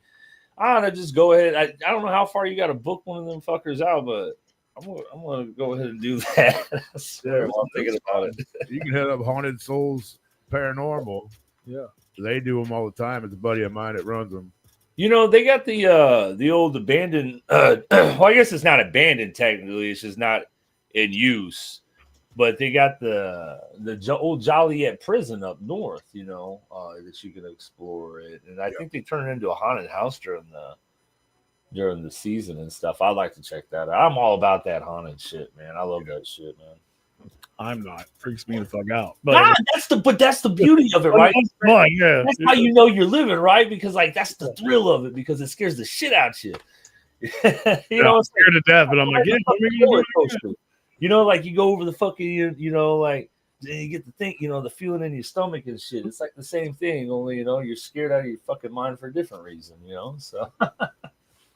Motherfucker's gonna possess you or some shit. Oh man. So you grew up with like fucking basically with ghosts and spirits all around you, whether you knew it or not, because yeah. Mom actually grew, and this is fucked up because Mom actually moved us out of Alton when I was younger, and moved us out to this town in the outskirts of Alton and shit, real small rural town. But the house that I moved into, this is where I say I seen fucked up shit before. Like I seen fucked up shit in my house growing up, and then you gotta, you go back to question it. Was I an overactive? Was my mind overactive? Just a child? Nah. Now I really look back on it, I think I did see a lot of different shit there that I just questioned over time. But anyway, my mom had bought the house that moved into one of the people that lived there prior had actually blew his head off in the front yard with a shotgun because he had brain cancer. Holy shit. So he gets like the bad news and he goes out and he's just like, I mean, that's one way to get rid of the cancer. I guess, right? But yeah, so I've always seen kind of weird shit growing up around the house, but it was here and there shit. And you always wonder if your mind's just overactive and shit like that. And I tell you what, it wasn't really until honestly I started working down in the facility that I work in now that I can absolutely guarantee that I seen that shit. I'm like, man, I've seen some fucked up shit. Oh, I believe it, man. It's a crazy place. And to be fair, not only did we go to the fucking haunted, the Mineral Spring thing, I know one person that I know of in my entire life that was murdered. They were murdered in Alton. Yeah, right. Yeah. Like See. 100%. Like fucking crazy, dude. Yeah. Yeah. They live in Alton, but they were murdered in fucking Alton. By a ghost. I don't know. I think it was by a crazy person. It's probably by a crazy fucking person. There's a lot of them. That person could be a ghost now. Yeah. At the time, yeah. Walking the streets of Alton for all eternity. So that's a fucking wild. Whether you were into it or not into it or believe it or not, that's a fucking wild place to grow up. In retrospect, do you think that affected you and even subconsciously, like? Oh yeah, into this world. Absolutely. No, because honestly, because even when you're all the bookstores and stuff around here, so you're in Alton, you live in Alton, right? Like you go into a bookstore. I don't know, they ain't even got bookstores anymore. They did when I was a kid. You know what I'm saying? Like internet, get rid of all the motherfuckers. But you go into a bookstore, you'd have all kinds of books on the shelves, Haunted Alton, fucking this and that. The stores represented this shit hard as fuck. You know what I'm saying? And my mom would always tell me, Alton's a really haunted town, and there would always be all these different stories and stuff. So, the mystery in the shroud of darkness was always definitely there, man. And the curiosity of it, has always sparked my attention for sure. The older that I got, and the more, I guess, the darker taste that I've acquired, the more I've gotten into this. But I've always had this dark taste. I honestly have. When I was young, my brother listened to the Misfits, I knew that shit like by heart one. Probably before I could fucking speak normal fucking sentences, I was probably singing Misfits with my brother and shit. So I've always had and like horror movies, man. I'd sit up with my brother, man. Fuck, I'm just a little kid. Mom would be off in bed and shit. Fuck, I'd sneak out the room and shit. And fucking me and Micah would watch. That was my brother. We'd watch whatever horror movies came on, like Cinemax and HBO and shit. If I remember watching Freddy's Nightmares, it used to be like a TV sitcom and shit back in the day. It wasn't actually like Freddy, it wasn't actually Nightmare on Elm Street, but it was like a sitcom that they did, and that was always good, man. I'd always catch that after the parents would go to sleep and shit. And, so I've always been attracted to the horror. So yeah, man. Yeah, that's crazy. So then, like, with music, what was obviously you said your brother or whatever was listening to Misfits. What kind of started your musical journey to where you're like, I want to make this type of stuff? Like what kind of led you into that? So man, I've always liked music for real, and I've always loved acting. When I was in school, I went to a private school actually. They did a lot of plays there, and I always wanted to participate. I always participated in the school plays and stuff, and I don't know. I just really loved the acting, and the music teacher was a bitch. Fuck that hoe. She would always give me the smallest fucking part in the entire goddamn play, and I would know the goddamn fucking the lead roles fucking parts word for word better than they would. They'd be up there forgetting their lines and shit. I'd be calling out like, "Hey, it's this and shit," and then like, "Fuck you, give me the part." But I've always wanted to do that, and I never got the parts and stuff. You know what I'm saying? And then I don't know, like I just it was just something I always wanted to do, man. I always wanted to act. It's kind of like the acting and the singing, and it always caught my attention, man. And it just always seemed like there was roadblocks in my way when I was younger and shit. And then when I got older, I was more concerned about partying and shit like that. Yeah. So I put it on the back burner. But then I guess after I started getting a little bit more clear-headed and shit, not worrying about partying so much, it started nipping at me a little bit more. Like, what are you doing, man? Like, you want to do this your whole life, and you start projects, you don't finish them, and like you only do shit half-ass, like because I've been writing music my whole life, like. Writing raps, fucking around beats and shit, but nothing serious. You know what I'm saying? But I always enjoyed it, and I know, and I always knew I had a knack for it and shit. And I don't know, I guess I just had to get some of the other shit out of my system first before I could concentrate. I don't know. But yeah, and like the horror movies and all that, it really kind of like it really helped take form with that, because that darkness that's a part of me. It's a real thing. I don't know. It's weird. I'm not gonna go out and kill nobody or nothing like that. But like I find a fascination with that type of material, and I forgot where I was going with this. I'm stoned. I'm sorry. You're good, man.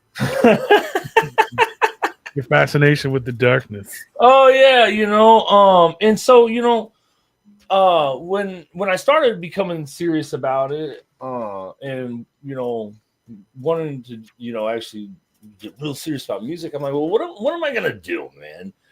I'm like, got an idea of what I want to do, but I don't want to sound like nobody else. And it's funny too, because I heard you guys talking about, I don't know, I popped in a little bit late on the conversation, but you're talking about somebody that was trying to sound so much like somebody else. I think you said Twisted, that they're losing sight of who they really are. And I stand strong behind that, man, because look, it is nothing wrong to be inspired by somebody. You know what I'm saying? But be yourself. Let it be known that, because when you be yourself, all those inspirations, they're going to naturally come out in you without you trying. You know what I'm saying? But they're going to come out in you in such a way that it's a natural extension of you. And you have now taken all those inspirations from all those different places and you've made it into something your own. You know what I'm saying? And you just got to be comfortable with who you are and what you like. And that's kind of what I did, because I wanted to, you can take a look at like all my music. It's not just, it's not just the fucking kill, stab, die. There's actually substance to it. I take horror, I take, shit from movie clips. And, in real life events like the Moonlight, Murder by Moonlight. That's based off of Moonlight murders that happened back in the 40s. The dude fucking ran around this fucking town on the Texas-Arkansas border and shit. Fucking killed a bunch of people, and he got away with it, and he had the town petrified. And I take samples of it, in that song I took samples of interviews, of real interviews of people, and put it at the beginning and the end of it and mixed it all in. And I tell a story. And that's where, like my inspiration is leaking out, because I grew up listening to fucking goddamn Violent J and Ice Cube and fucking Coolio and all these goddamn fucking storytelling motherfuckers, and that's kind of what it turned. Now I'm a storyteller, you know what I'm saying? But I'm telling my own stories, or I'm taking, stories and events that's happened or movies that inspired me, and then I'm flipping it off and making it into my own spinoff. You know what I'm saying? I don't know if you guys caught me at the Float last year, but we did the Friday the 13th set.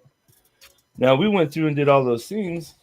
We mimicked kind of some of the scenes from Friday the 13th and the setup of it, but we turned it into our own thing. We created our own scenes, our own kill scenes, adaptions from, kill scenes in the movies, and we made it our own. We scripted our own lines, and we adapted it to the Tom Ford flow. We came out with like, I'm dressed as if you notice, I came out dressed in a fucking wig and a porn stash and shit, because I wanted to die, but I'm like, how do I die if I'm fucking up here rapping? So I dressed up as one of my respect. You're right. So I dressed up as one of my buddies that's on stage. I got a picture of me and him standing next to each other. It's fucking hilarious, because people actually was mixing us up that night. I came out dressed as one of my buddies that's an actor on my stage, so I could get killed, so he could, what I'm saying, so I could come back out in a different outfit and do my set. But it's like that creativity and stuff, because that's it's not just the music, it's the delivery and like how you go about doing things, and that's what I really want to focus on. I don't want to be, I'm not a rapper, I'm an entertainer, I'm an artist, you know what I'm saying? So I want to get out there and I want to entertain people. I don't want to, there's so many people that just get out there and they showcase their music, which is fine. I'm not discrediting any of these people, anybody's music or how they do things. If you want to, however you want to do things, that's you. However you want to express yourself, that's right. That's you. But if you want to catch people's attention, in my opinion, you gotta get them to look your way. You know what I'm saying? If you're coming out there and doing exactly what everybody else is doing, like you're sitting there watching the show, right? And one fucking cat comes on, does his thing, another cat goes off, and you guys are fucking sitting there chatting it up, drinking, whatever. You might not even fucking know that there was a switch in fucking acts because it was almost so monotone and almost so much the same. You understand what I'm saying? And nothing happened to grab your attention. You know what I'm saying? To where if somebody comes out and all of a sudden, like, the presentation grabs you, he comes out, and like, does something to grab your fucking attention, and now you're looking, now you've realized, oh, this dude's on stage, or this person's on stage, and that's what I think is really important, is not just to showcase your music, but to deliver it to the people so they feel it. You know what I'm saying? So that's what I'm really trying to. Pocket full of firecrackers. There you go. Hey, what's up, Shape? Man, love, my man. Hell yeah. But you really do that with the to get the attention. We were talking about that earlier with the set at the float. But I even remember the first time I remember actually seeing you guys was you hadn't performed yet. It was something at Pops. I don't know what it was, but we were in the back and you guys had all your stuff. Yeah. And I was like, who the fuck are these guys? Like, just seeing your shit in the back, like the full coffin. Yeah. I was like, okay, these guys are, whoever this is up to something. Bro. Like, that had my interest off the rip because everybody else is just getting up there and just fucking is just a dude. Right. You know what I mean? Best case scenario, somebody brought a fucking banner. Right. Exactly. And that, people fucking bring the whole that shit. Yeah. But we recorded that. I actually that performance that you're speaking about. It's actually I got that. It's on my YouTube channel. It's KRENSHAW Live at Pops. Oh yeah. If you guys want to check it out, it's cut up really good. Did a pretty good job. But yeah, man, that's cool. I appreciate you remembering that. And see stuff like that. When I speak to people that has seen my performances or been that and I talk to that's how that's how you're doing something, man. Yeah. And I don't pay, with my channels, with my Spotify and my YouTube channels, and even with this, I'm weird. I won't pay for streaming, for one. You're not gonna see me paying for anything. Everything on my shit's organic. I reached out to curators and have them place my music on their playlist without paying for it. If they ask me to pay for it, I don't.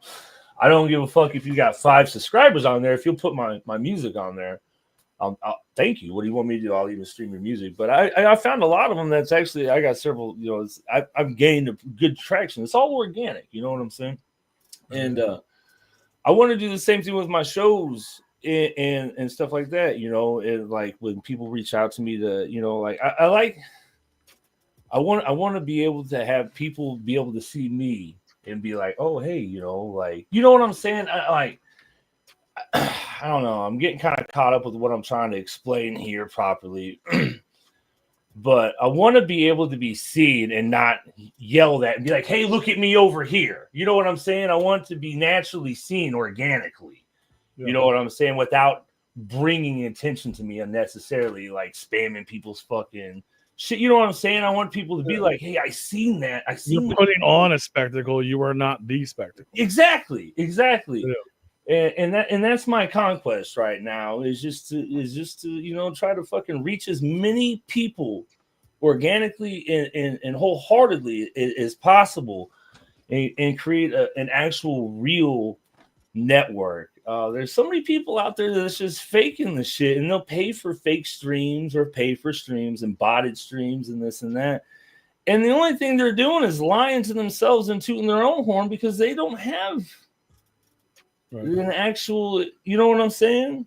Yeah. There's some, and that's just, and I just believe in hard work, and that's what I'm trying to put forth. It's just my best foot forward with what represents me with Dead Side Productions. You know what I'm saying? No, I love that, man. And if it doesn't work, then you have to fucking pivot and try something else. Exactly.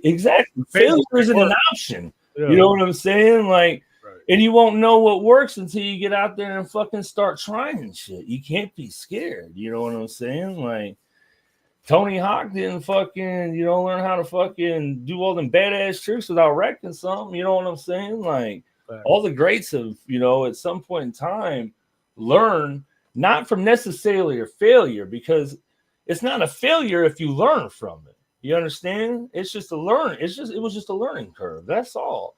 It doesn't become failure until you don't pick yourself back up and you quit. You know what I'm saying? Like that's my perspective on it. If it's something you've tried something you didn't work, and you learn that it didn't work, and you try something else and it does work, well then you learn from that original experience of that failure. You know what I'm saying?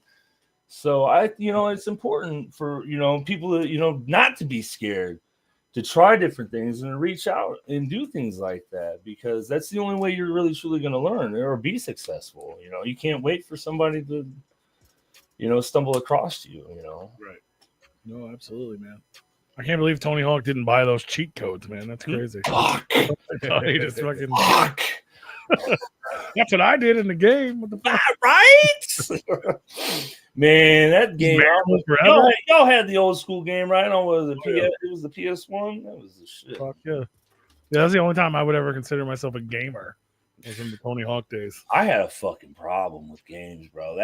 The Xbox was a fucking problem for me, man. Xbox 360, Xbox One, all that shit. It was bad for me. I was so dedicated. I was like in the top fucking 100 fucking leaderboard of fucking Battlefield 19 fucking, was it 47 or 42 or whatever? I forget which one it was, but it was back when fucking a couple of years after 360 just came out, and it was was an online game, and dude, it's problematic. It's just a waste of time. For real. I mean, I had fun and shit, but I could have been putting my fucking, my skills as other useful projects other than doling my life down and spending wasteless hours on all those games. Like, I thought it was cool at the time that I made it up so high on that leaderboard, but now looking back, I'm like, God, that was a waste of time. But I did have fun though, for real, because I pissed a lot of people off at that game. Fuck yeah. So with that, so you started, I mean, fairly recently, right? So like Dead Side Productions was like 2019. Yeah. So that's when Dead Side, I thought about, 2019 was when the actual thought of Dead Side Productions came into my mind. So by that time I was already going to school. So when I decided I actually was going to start doing music and stuff, right? I was like, I'm going to go to fucking school and I'm going to fucking learn how to fucking like use a DAW and shit like that. I'm not just going to go fucking use YouTube and shit. So I went down here to the local college, and I took a music production class. And I actually earned a degree in music production and shit. And, I actually have my degree sitting on the wall above that clown mask. You probably can't see it right now. But a minute ago, I thought it was a ghost. But yeah, there was a fucking cat over there, and I was like, "What the fuck is moving?" And then it stood still for like the whole minute and a half. I looked at it, but I didn't want to interrupt you. So I was you're good. You're good. But yeah, so I went to school to learn how to do all that stuff. And man, so that was like that's when it first started happening. So I went and I wanted to really, I just wanted to be serious about it. And I thought that was the best way. And I learned a lot from school. But I've learned a lot more since then on my own and stuff. But it gave me a stepping stone. And I had really good professors that I learned underneath. And I learned video production while I was in there too. And that gave me an opportunity. Like I've shot, all the music videos on my YouTube and stuff. Those were all shot and edited by myself, including the live performance ones. The only one that I have on my YouTube that wasn't done myself was the most recent one that my homie Drew from Hatchet Mountain Records, Hatchet Mountain Media, did for me for the Love You to Death trailer. And the reason I had him do it is because I'm more than happy to reach out and I want to collaborate with other people, and it gives me an opportunity to work with them and express my ideas and have, my ideas come out through somebody else's artwork. You know what I'm saying? And it gives me an opportunity to also, try to build up, my community around me. So let's shout out to Drew for, putting that together for me, man. I appreciate you. Yeah, there we go. That's coming up. So, yeah, dude, man, it's like less than 2 weeks away. Man, I am excited for this. So, Love You to Death. That's going to be like, this is the second year that we've done it, and we're going to do it every year. The original place that we had it last year, they some hoes. They don't like juggalos too much. They one guy even asked me, he was like, "You guys ain't gonna spray soda in my establishment, are you?" I was like, "What the fuck did you say to me?" This is like, Jesus Christ, dude. Like, calm down. But this other venue that we got at, it's a Knights of Columbus Hall here in the local town, but it's a real big venue, honestly, man. They have weddings and shit there. They're going to have a full bar. There's going to be a full bar there. And with it being a Knights of Columbus, hey, yeah, there's my man right there. But they got a full bar and shit. With it being Knights of Columbus, it's actually going to be, we'll have cheaper drinks and stuff. But we're going to have a full bar, 2 bartenders there, a huge ass. We got the big ass area for the event. So we can hold. There'll be plenty of room for everybody. We're gonna have the place all decorated out and looking sharp and stuff again. And we got one hell of a fucking show. We got one hell of a show. If you guys did check out the trailer, or whoever else is out there watching, you did get to check out the trailer.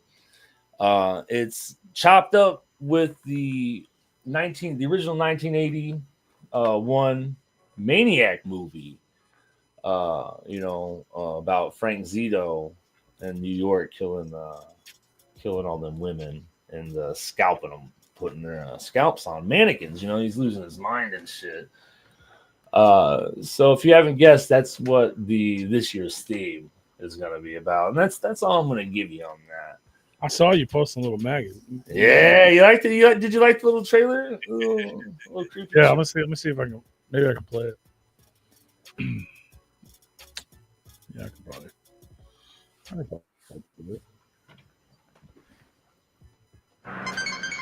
Oh yeah, this is the one you put together. There we go.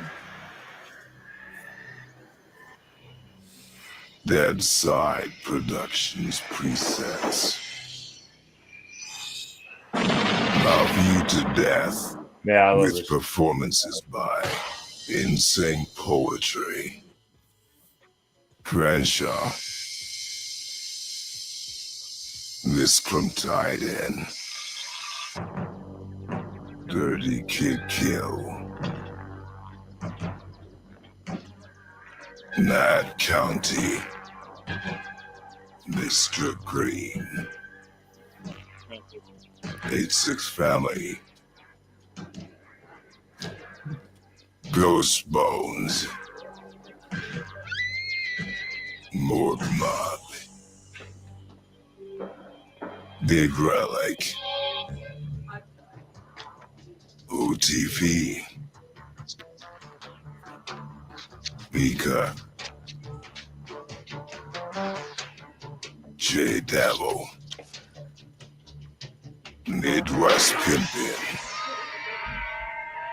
February 21st. Try not to scream. Love You to Death.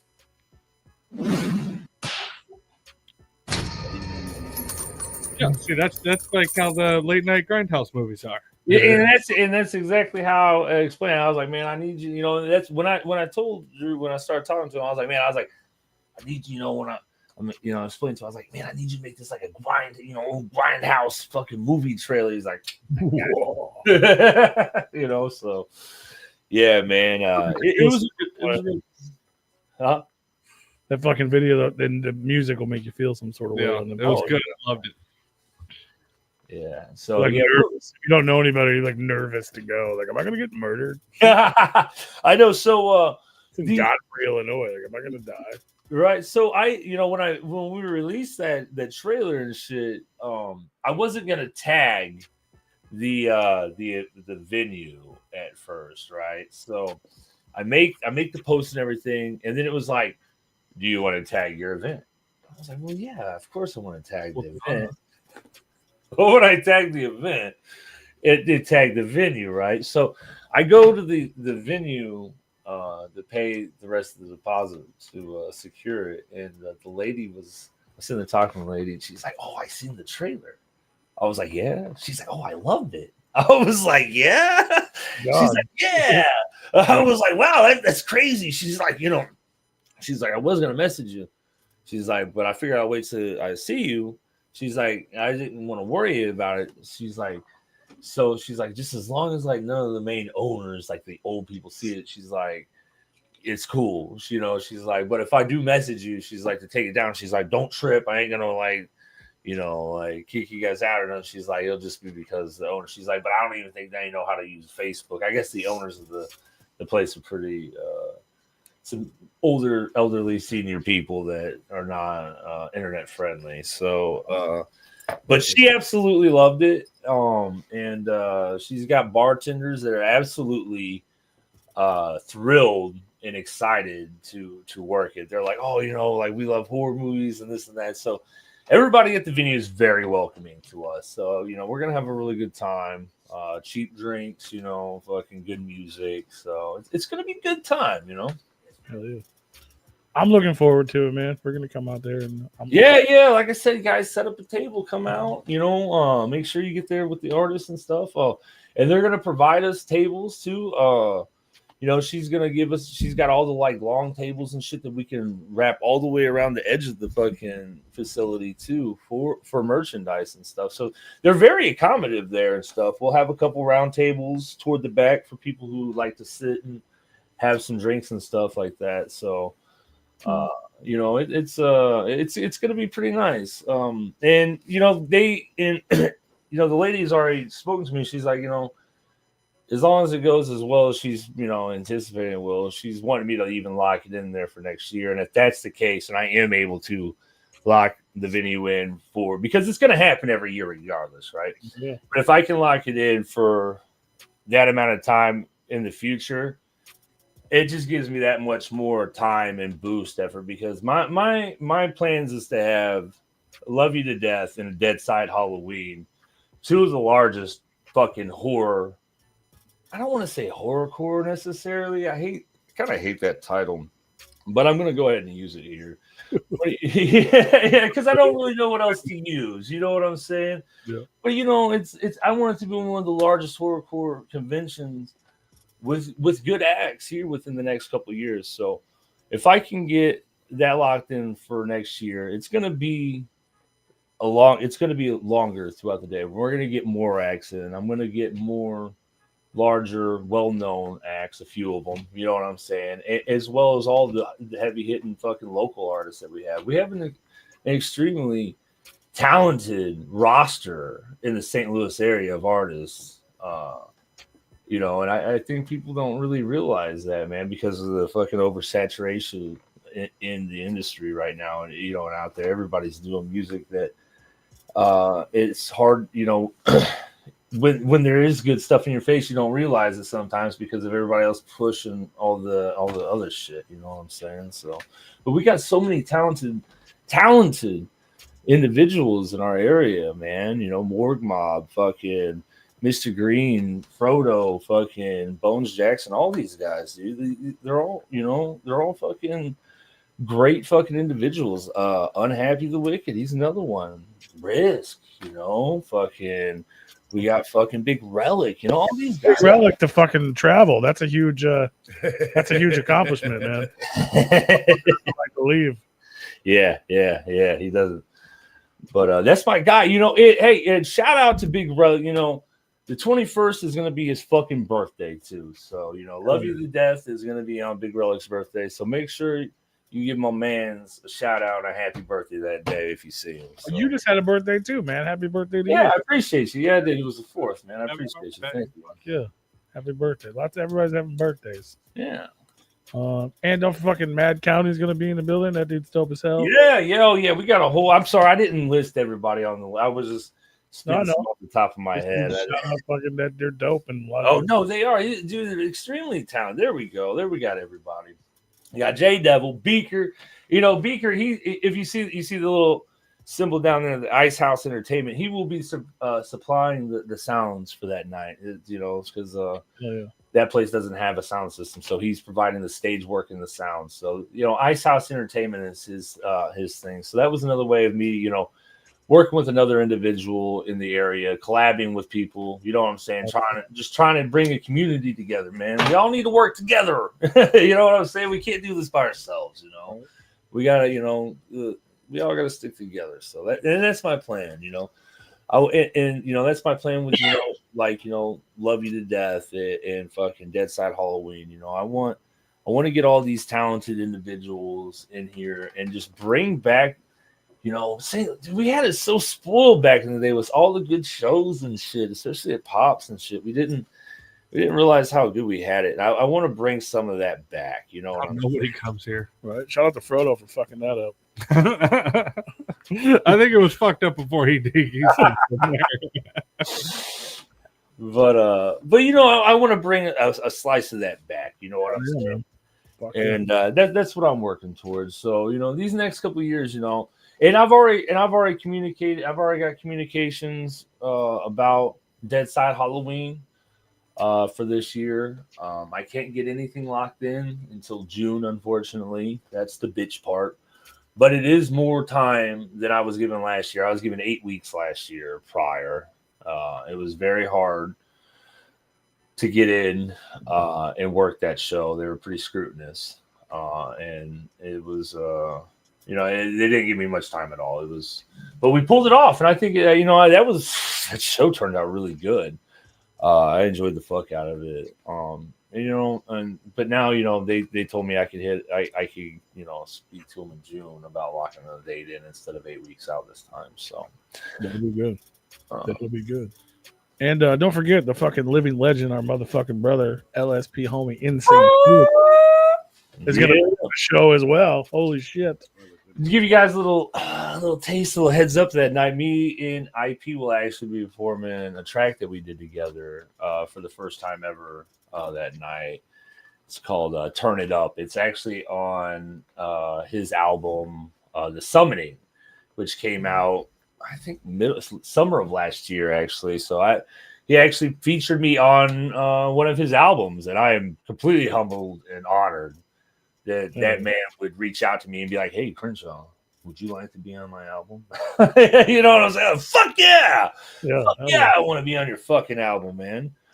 But we ripped that shit up, man. That fucking track turned out fucking fresh as fuck, man. It was a little bit different than anything I had really done at the time, or anything that I had really put out at the time, I should say.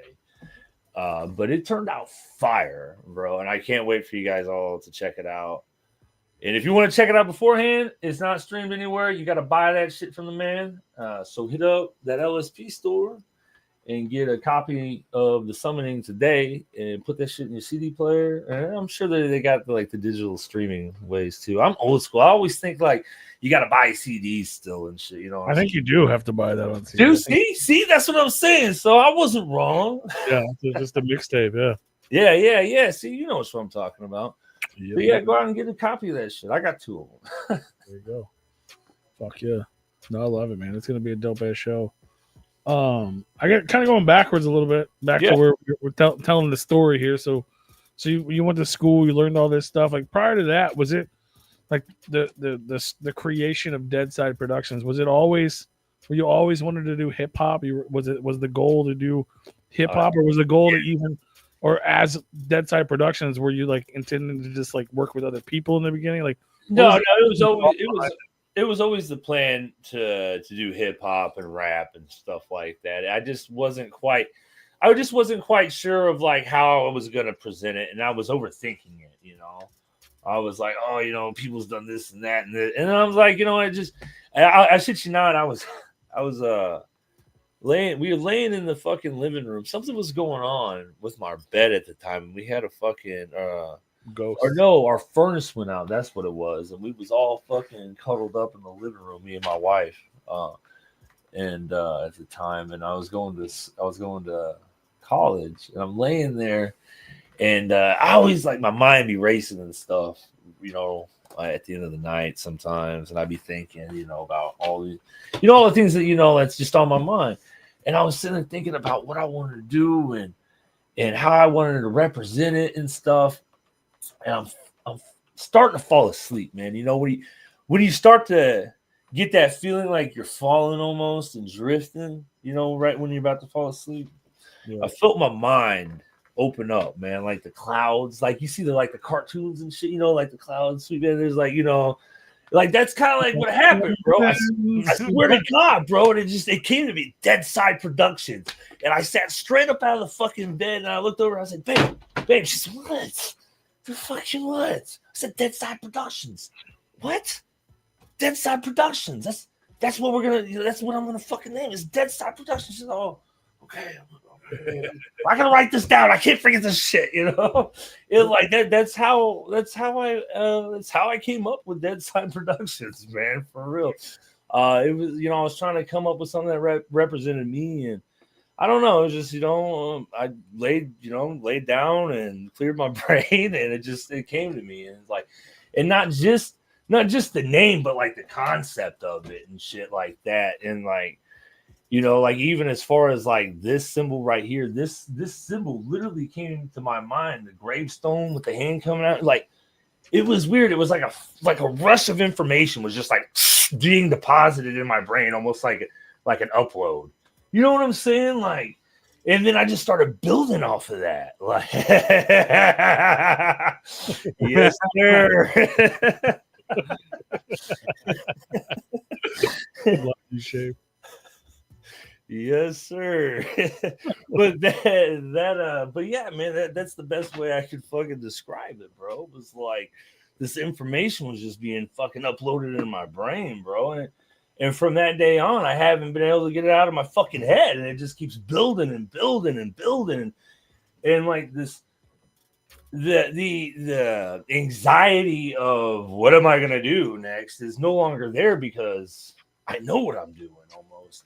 It's not like I know what my every next step is, but like it just comes to me. You know what I'm saying? It's a natural flow. It's a natural process of things, man. And that's how you know you're doing something right. And if you don't have to over fucking think it and it's coming naturally, you know, like, hell yeah. Yeah. So I hope I didn't steer off too far. I will ramble and I will steer off the fucking subject. That's what we're here for, man. Yeah, no, you're good. We got plenty of time. You can ramble all you want. So was that like, so coming up with the Dead Side Productions, like, was that your rap name at first? Yeah. So I wasn't sure, you know, I didn't want to go by, I didn't want to go by KRENSHAW at first. And so I was going by Dead Side. I wasn't sure if I was going to go by Dead Side for short. And then, you know, like Dead Side Productions and shit. And I was talking to actually Zane from Michigan, Zane Humphrey, one day. And he was like, KRENSHAW, he says, just fucking put music out underneath Dead Side Productions, but as KRENSHAW. It's KRENSHAW. Why are you overthinking it, bro? I said, man, he's like, no, he's like, that name, he's like, I'm telling you right now, that name carries. He's like, plus you already established yourself within the culture. He says, build on it, brother. So I took his advice. I just started putting sense. Yeah, you know, so Dead Side Productions can be confusing for a solo artist. Like, what? Exactly. So where the Dead Side Productions comes into play is, you know, like when we do Love You to Death, when we do Dead Side Halloween, when I got my wife and my friends up there on stage with me, and they're doing costume change, and we're giving you a production. And at the end of it, you will hear me say, you know, my name is KRENSHAW, and this has been a Dead Side production. Dead Side Productions represents us all as a whole. You know what I'm saying? Like, I can't do that without them. It's just not the same, you know, because like I said, it's all about presentation, you know, and that's part of my presentation is my stage show, you know, and expressing myself in that way. So that's where Dead Side Productions comes in, and I want to spread that out, not just with, you know, myself. I want to get other artists on board with Dead Side Productions and create a fucking you know, create a roster, you know, of dedicated individuals that are like-minded like myself, you know. Teamwork makes the dream work. For sure, man. So from 2019, when Dead Side was born and you started going to school, what happens between going to school and learning all the way up to 2023 with the release of Tales from the Dead Side? Man, you know, so it was pretty much in between then and there. So we had COVID, and that kind of fucked up a lot of shit too. That did do that.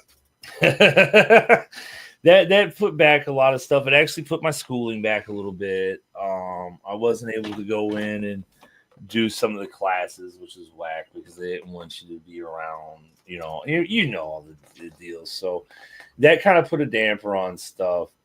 But other than that, it was me just creating Tales from the Dead Side and the trial and error over the time, because there's a bunch of other songs that I had made that just didn't make the cut for Tales from the Dead Side, because my whole idea with that track's got 20, that album's got 21 tracks on it, including the skits on it. I think it's 17 tracks and 4 skits. But the reason why I made it so large is because I wanted it to be, you know, a lot of people will come out with singles or EPs to start off with or something like that, you know. And with myself, I feel like I have so many different styles and ways of expression that there was no way possible for me to get people to have an idea of my persona in a couple songs or in a single. You know what I'm saying? So I built, you know, I created, you know, Tales from the Dead Side, and you know, I made sure that every track that went on there fit it, and it was a certain representation. You know, all my songs are a representation of me, but I really wanted to, you know, when I put it out, give people a good chunk to chew on, because, you know, critics, you know, and there's nothing wrong with criticism. I accept criticism and I encourage it. But people are also really quick to criticize before they hear the whole picture sometimes, or you don't provide the whole picture. You know, they'd be like, oh, well, I like how you did this, but, you know, it'd be cool if you did a style like this, this, and that. Or if your beat was like this, this, and this.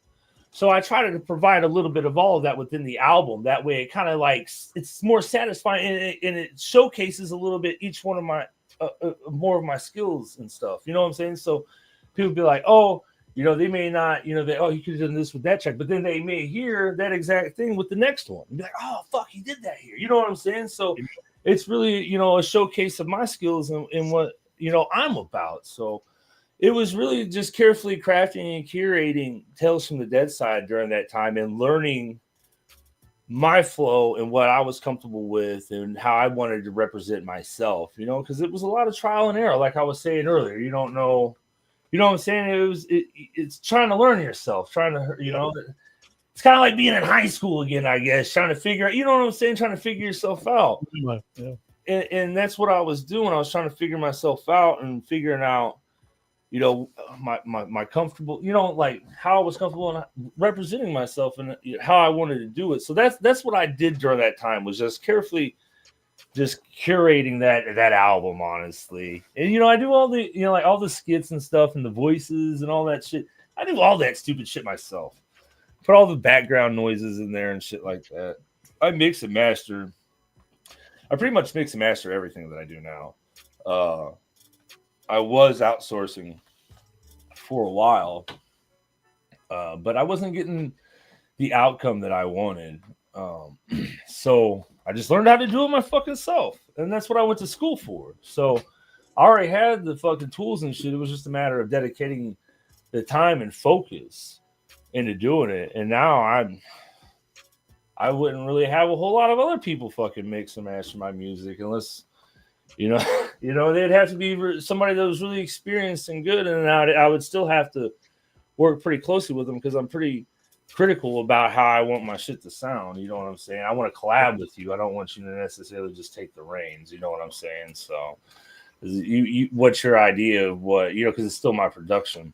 Always have final say. Yeah. Yeah, you know what I'm saying. So, you know, and I don't want a person to put, you know, because I've worked with other people and then they just do their thing and they bring it back, and I'm like, this is dope, but this isn't my sound. You know what I'm saying? Like, this is, you know, it's just dope. Don't get me wrong, but should have kind of took them notes that I sent in that message.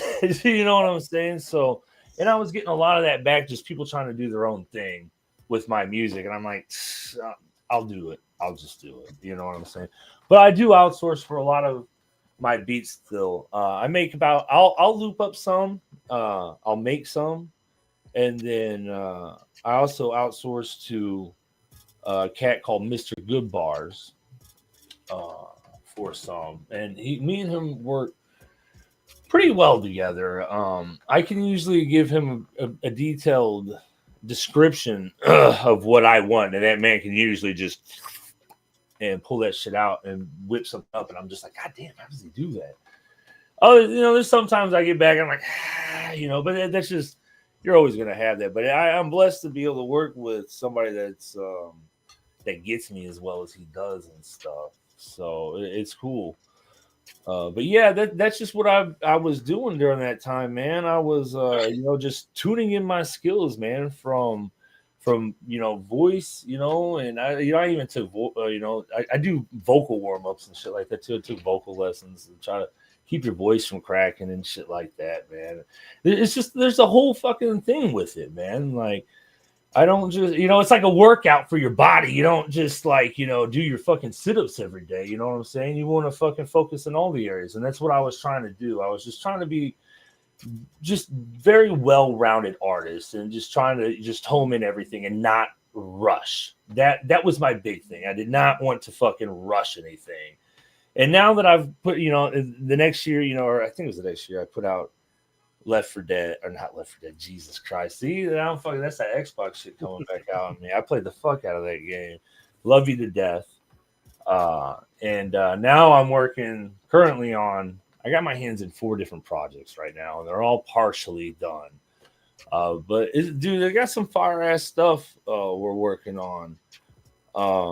I got I'm doing a Monster from Beyond album, and it's kind of like a spin-off version of like the creature from the Black Lagoon and stuff. So I'm really excited about that one. I've got some fat ass beats that I've been working on. I got some of the tracks already finished and stuff. I'm also working on another project, side project with Big Relic and Risk, actually. So we got some stuff coming out with them too. So that there's no, you know, release dates on that stuff yet, but the stuff is just in the work. By the way, big shout out to those guys. Too much love. And then I got a Halloween project that I will be dropping this Halloween as well. And then just like my regular, just like KRENSHAW project on top of it. Yeah. So I'm spread out a little bit everywhere. Plus I'm planning shows and shit like that. So, but eventually, you know, like I'm hoping to get at least, you know, 3 of these projects done this year. So you know, I got a lot of music coming out. Here's a real. Oh, that's the shit, man. I mean, obviously you're taking it serious, which I mean, as silly as it is, it puts you a step ahead most of the people in this game. Yeah, no, and that's the thing is you just got to take yourself serious. It doesn't matter, you know what I'm saying? Like, ain't nobody gonna believe in you if you don't believe in yourself. You know what I'm saying? For real. And if you're gonna do something, do it right. You know what I'm saying? Because if not, you're kind of gonna look silly, and I don't like looking silly in front of people. You know what I'm saying? Like, and well, a lot of people have like more cockiness than confident. Like they might believe in themselves, but it's arrogant. Yeah. They don't believe in themselves because they worked for it. I mean, you know what I mean? They want to be a rapper. They want to fucking be cool. They don't want to go to school. They don't want to do cool warm-ups. Like, you know what I mean? Like, They just I show know, I sound like a nerd, right? no, but it's dope. No, it's good. I mean, that's what people should be doing. It's not right. No, it's a yeah. goddamn, it's a compliment. Like, because people aren't doing that shit. I appreciate you. Thank you. Um, But yeah, no, you're totally right, though, man. It's you know, people, you know, they got this. Hell yeah, that's right. HMR and Dead Stop, baby.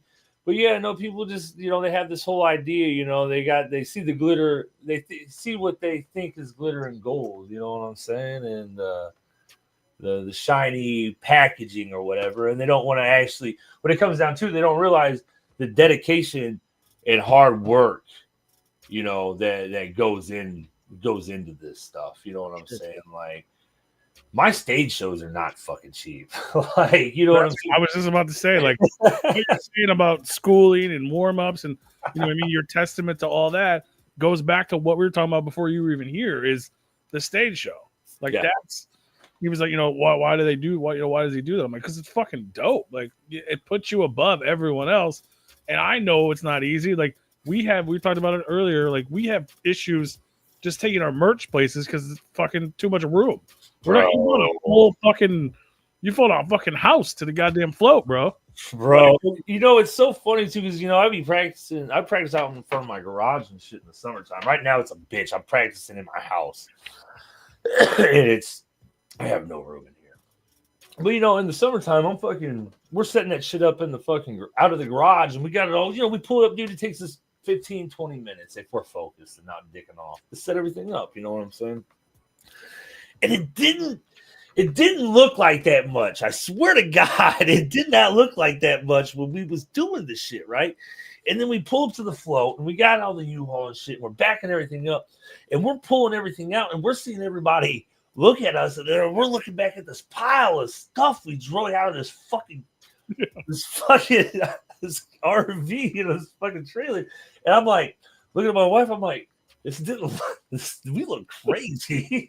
I'm like, this didn't look like this, you know, I swear this didn't look like that much, you know, but then like after, you know, we actually get it all up there, it's not as bad, but like at that moment we were like, you know, like seeing it from like, I guess, an outside perspective for once, you know what I'm saying? We're like, holy shit, like we look insane over here.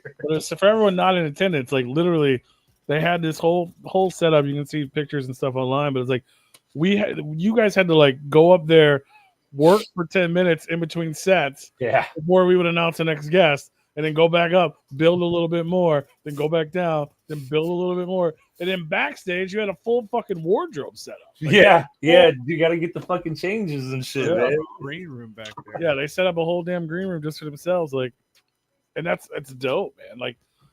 Like I said, the first time I saw you guys, I saw the fucking coffin. I'm paying attention. Like, what is this? What are they up to? You weren't just a dude up there with a banner. You know what I mean? Right. Yeah. So how did that start? So you make the music, right? Yeah. All right, we did it. So what happens next? You show up to your first show with a fucking coffin, or what? Like, damn near. So no, so I like, that was another thing. So I drug my feet on shit for a long time. I always wanted the theatrics in with my music, right? And like, so bear with me now. So like, I wasn't quite sure how I was gonna do this, right? The only thing I had experienced in my life that I'd ever seen was like GWAR, ICP, you know, fucking a few other bands, you know, that do theatrics. And I'm like, what the fuck am I gonna do? So like in my mind, like, you ever seen like the Addams Family movie? The original one, like where Wednesday and Pugsley's up there and they're cutting each other with the fencing swords and shit, and the blood spraying out and stuff. Like, in my mind, like, I was like, yeah, this is how I want this to look. You know, and I'm like, but how am I gonna do that? You know, so it was like I just like sat there, and this is where it comes into the overthinking part. You know what I'm saying? I'm overthinking shit. And then I'm like, you know, comedy, horror. And I'm like, you know, why don't we just make it, you know, like, and I took off of what I was thinking right there. I'm like, well, why don't we keep the play aspect, you know? And instead of going super realistic like that, we can do some special effects, but we'll do it like horror movie, like cheesy horror movie, like not real cheesy horror movie, but, you know, like 80s, early 90s style horror movies, you know, and we'll add a little bit of comic relief in it and we'll act it out as a play, you know, and I'm like, that's it, and it was just like toning it in there. So for my first one, like I went out, you know, and I had my wardrobe was very limited at the time, but I went out and, you know, I just kind of like picked out different costumes at Spirit Halloween and online and stuff that I thought would be able to represent these different songs. One of them, I actually found a mask at Walmart, and I still got them. I use them to this day. I got two of them. I modified one, and I kept the other one the same. But it's like, I call it a goon mask, man. It looks like almost like a leather face. It looks like somebody's face has been cut off and sewed on and shit. And I just started doing shit like that and full, you know, creating these characters that I speak about in my raps, you know. So I just started, you know, any description of like the people, you know, like in Murder by Moonlight, you know, there's a local legend where I come from. It's about a hooded killer, you know. So like, and it's off the Moonlight Murders and stuff, and a little bit off of fucking. I kind of twisted a little bit of Friday the 13th Part 2 in there too, because the original murder. Fuck, now I'm trying to call him Moonlight Murders. Like the dude wore a sack over his head, and Jason wears a sack in his head on the second one. But that's how I came up with it. So like, you know, I was just trying to bring the characters from my music to life, and I was just trying to figure out ways to do that. You know, Welcome to Hell. I went out and I found a priest outfit. Actually, so true story. So that coffin I found that I had at the show, right? Yeah. I had purchased that. It was a used display coffin casket from a funeral home. So it's got the thing that slides up in the end of the rollers where they pull the dead bodies in and out and shit like that. And the dude was supposed to throw it away, but instead he sold it to me. Oh, yeah. So it's an actually used funeral. In the pew that I had up there on stage in the preacher's pulpit, that was actually pulled out of an abandoned church out off of Grand up in St. Louis and stuff. So I actually go and I scavenged all this stuff too, man. So I try to get realistic stuff to mix in with it. But that's where it all came. That's at that point. So I make the music, you know, and then I was just trying to bring the characters from my music to life. So, you know, I went and, you know, just tried to buy costumes and build these characters like that. So I probably went a long way road around that description, but that's essentially what I did.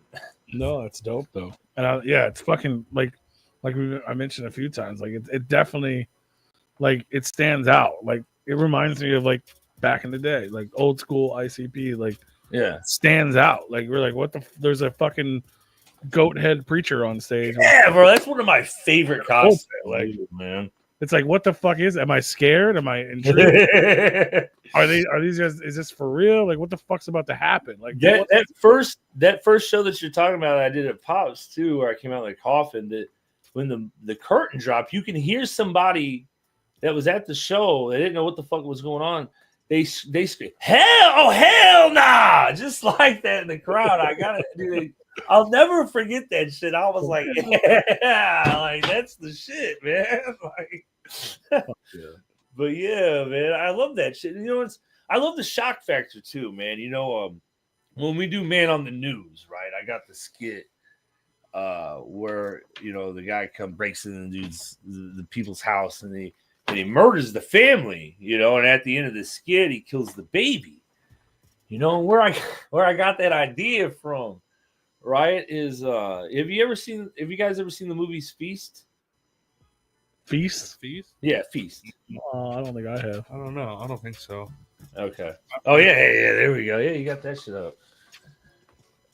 So in the movie Feast, so it's about these monsters. They're actual monsters that invade a small town, and they got these people held up at this bar and shit, and it's a fight for their life. Well, in the second one, it's like they're taken over by the whole town's taken over and stuff, and they're all up on a fucking roof trying to hide out. It's it's like a zombie apocalypse type situation, but with monsters, right?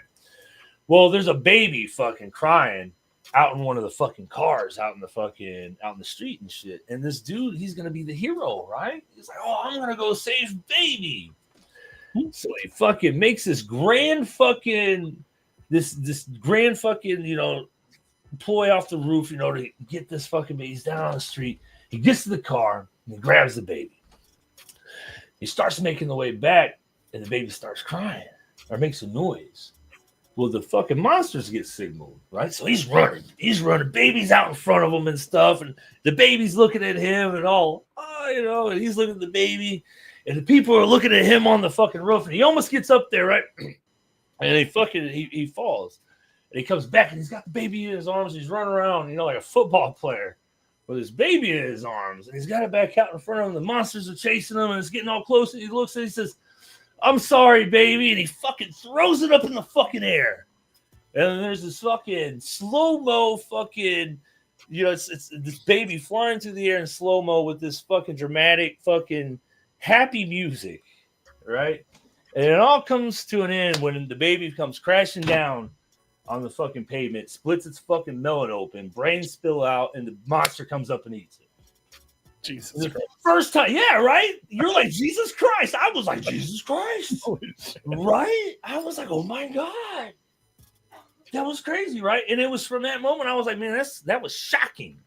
Yeah. And I've been all about the fucking shock factor, man. I'm like, man, that was badass. So I wanted to kill a baby, man. So that's why we so that's why we kill a baby during Man on the News, actually.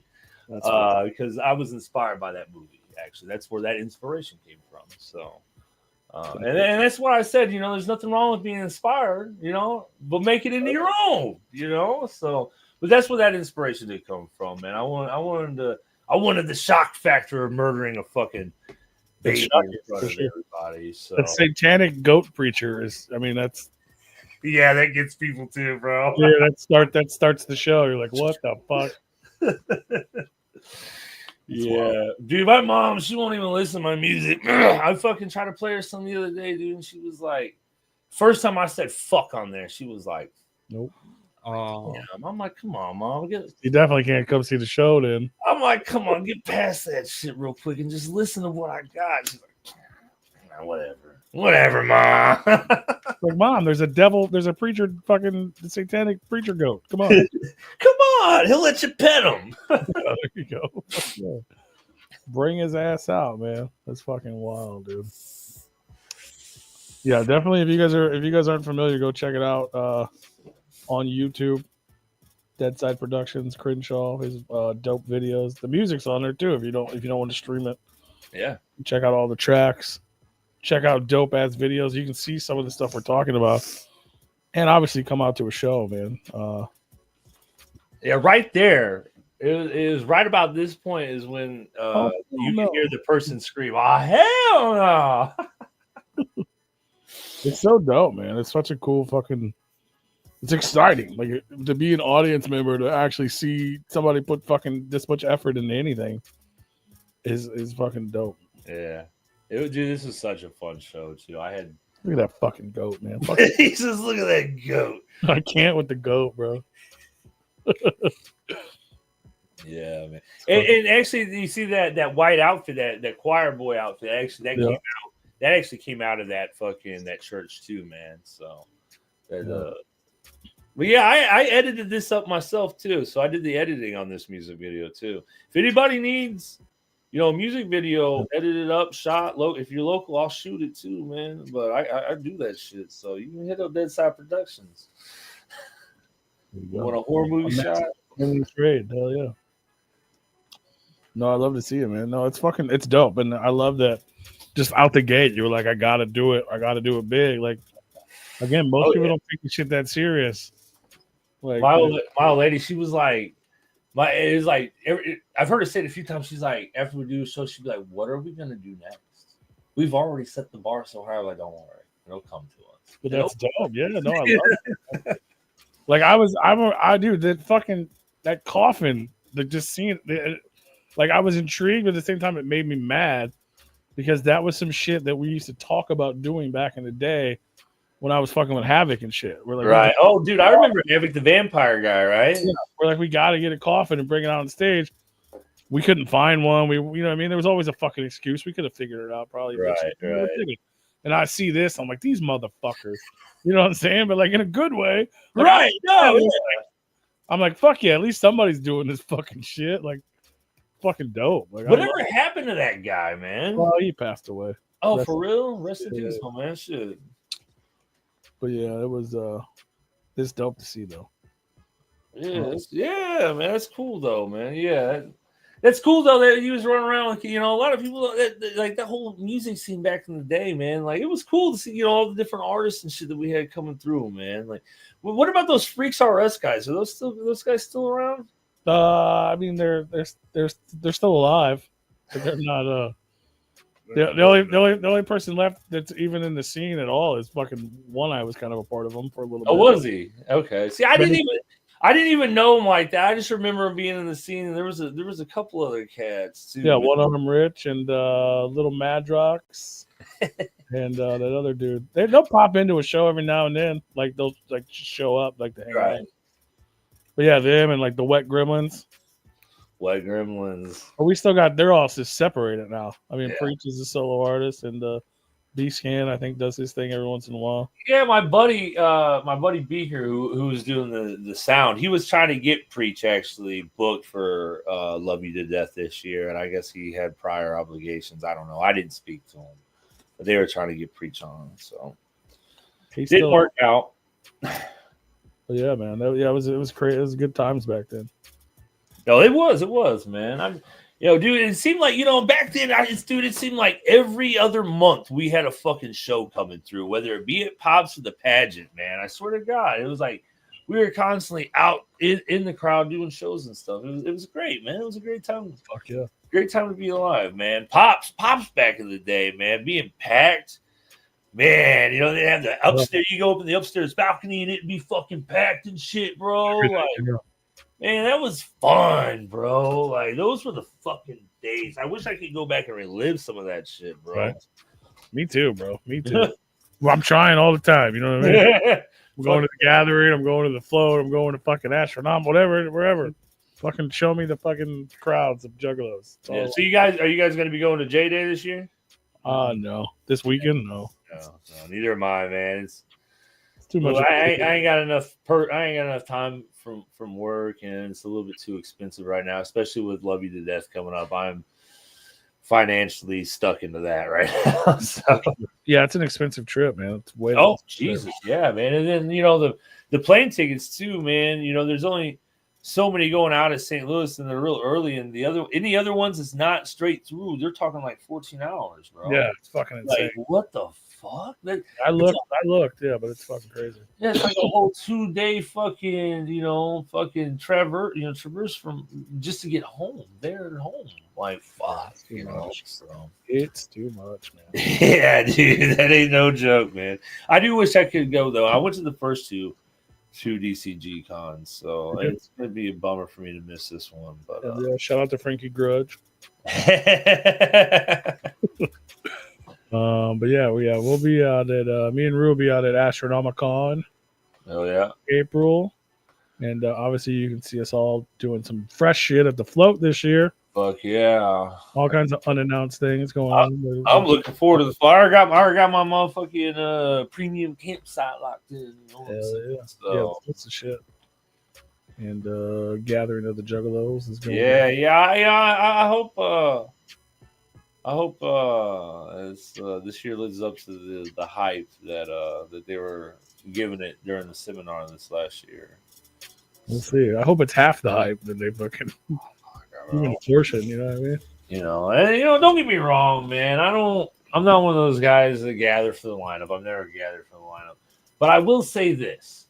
It sure as fuck makes the goddamn time a lot more pleasurable. Right? Fuck yeah, it does. Like, fuck all you haters out there that want to say that. Oh, no, I don't have gathered my whole fucking goddamn. Most of my life, I'm fucking 39 years old, and I started gathering back in 2002. And I missed the fucking gather.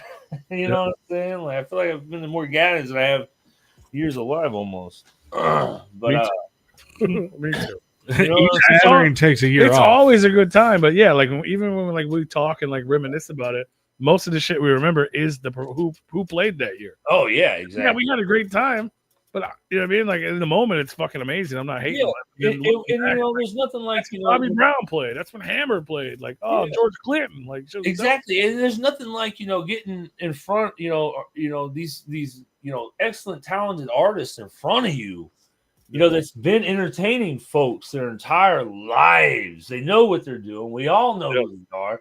And we're able to just kick back and enjoy the fucking time. You know what I'm saying? Cut loose and party and shit. And that's what it's all about. And that's I'm not saying you can't do that with the other stuff, but it makes it easier. Like it's tunes we're all familiar with and comfortable with, and icons that we've all grown up dying to see. You know what I'm saying? Not a lot of people say they can, been to festivals where they've seen Scarface and Ice Cube and fucking, all these Morris badass the time. Yeah, bro. Like, Jesus, if it wasn't for the gathering, I wouldn't have been able to see half of these fucking gang. Oh my God, yeah, man. I think we all took it for granted at a certain point too. But Yeah, we did some fucking dope shit, man. We're talking about fucking Shock G fucking playing for like 3.5 hours. Like, bro, I remember like when 5 George minutes. Clinton was playing, bro. I was so fucking high on some mushrooms.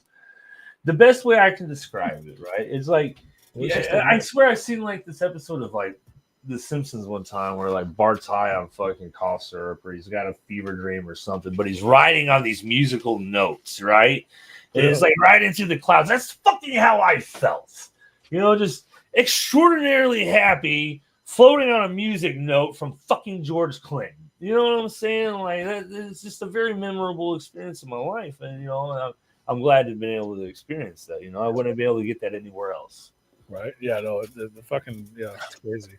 You were probably just on a Ferris wheel, but I'm glad you I think I was. I'm glad you I think I was. It's still dope, though. And if you guys tuned in, want to experience that, come out February 21st to the Knights of Columbus Hall in Godfrey, Illinois for the Love You to Death show. All kinds of freshness. Check out fucking KRENSHAW and all their theatrics, as well as insane poetry and many, many, many, many, many, many more, because it's going to be dope. Now, are there advance tickets for this show? Somebody was asking earlier if they could buy tickets. No, so there's not going to be advance tickets this year. We'll if we're going to have it in the same spot next year, we'll probably do some advance tickets. But we kind of got into the venue late. It was kind of all a last minute type of thing. So it won't be any advance. What we'll do is just come in, and I'll be working the door that night. Let me know what it'll be $15 at the door, and I'll ask you, what artist there that is there that you would most likely you're there to support most, or like your contribution from your ticket to go toward. And that's how I want to be doing it. That's how I'm going to be taking care of the artists and stuff like that. They'll be getting their ends off of that. So it's about the fairest as I can do at this point, with it being such short notice. Tickets are expensive to print, for real. And I just looked at it as an unnecessary expense. I could take that $100 that's going to take me to fucking $120 to take me to print these fucking tickets, send them out, and then you get that many tickets, you want to have enough, but then they're not all going to sell, so it's a waste of money. I'd rather just put that into production of the show and put it toward props and buy some mannequins. Yeah, my sweet mannequins. That's right, man. Hell yeah, that's what's up. Either way, come out to the show, pay at the door. It's all good. Yeah. So you're not gonna get turned away. We're gonna have a good No, time. you won't get turned away, and just let me know. You know what? If you were, just let me know what artists that you want. You're there to support, and I'll make sure that they get taken care of and compensated. So definitely trying to build everybody up. Trying to promote everybody. I put together a playlist too. That I've been promoting. It's available on both Spotify and YouTube, and it's a compilation of several different tracks of each artist that's going to be performing at this year's show. So, and both of those are, like I said, available on Spotify and YouTube. And I'll tell you, man, the fucking playlist is pretty fucking goddamn fire. Like, I've listened to it several times, man. I bumped the fuck out the shit. And I'm excited to have all these fucking talented ass motherfuckers, dude, fucking coming to rock the fucking stage with us, dude. Next Friday, man. Like, so if you get a chance, dude, check out those playlists. You can find them on my profile, on my Spotify profile, or my YouTube profile, or you can also go to my social media outlets, and they're posted all over there as well. So. Yeah, go fucking check it out. Bump that shit. Get ready. Come out the 21st. Hang out.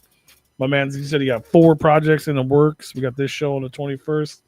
Any like touring plans or big any other types of things going on? Yeah, so it would be. I am looking to put together a small tour on the second half of the year. So sometime after June, maybe towards September or something like that. June, July, August, September, second half of the year somewhere.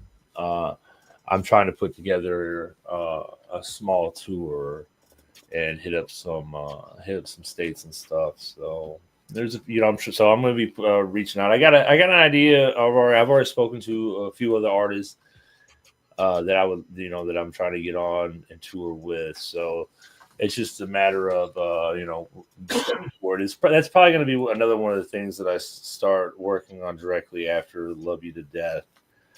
The show is over. Is starting to try to work on trying to get these tour dates actually for the second half of the year. I'm not sure how many I'm going to do or anything like that yet. But if there's anybody out there that's watching, that's promoters and any other surrounding states or anything, and you would like to see us come out and perform and get a little piece of the Dead Side in your town, hit me up.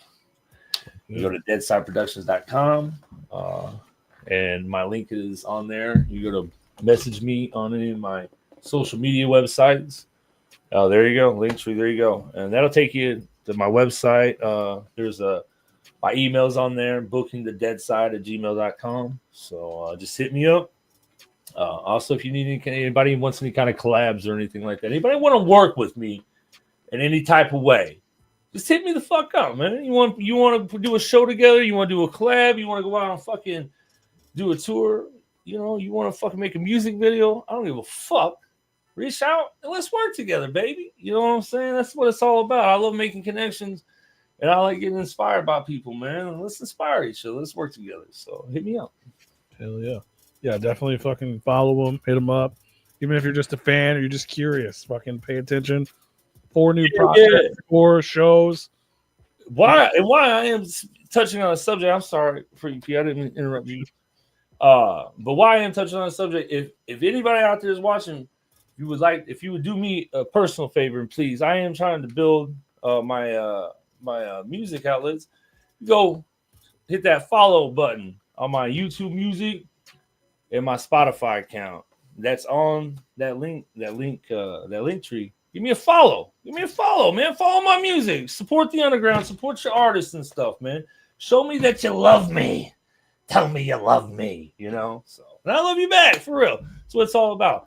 All the artists that I got on the shows, man, and stuff like that. Like, I don't just put those. I also give them a follow and I actually listen to music. There's a lot of talent out there, man.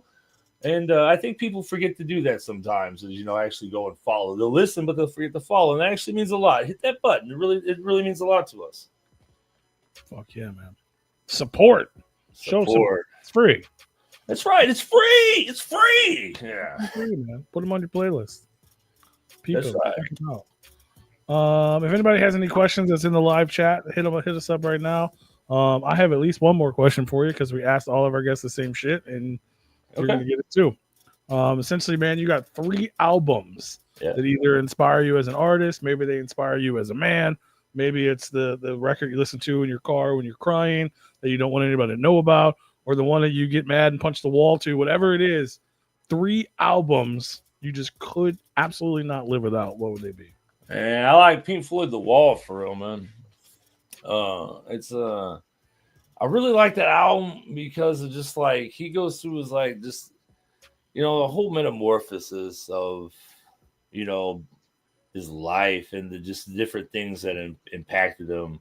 It's a very deep album.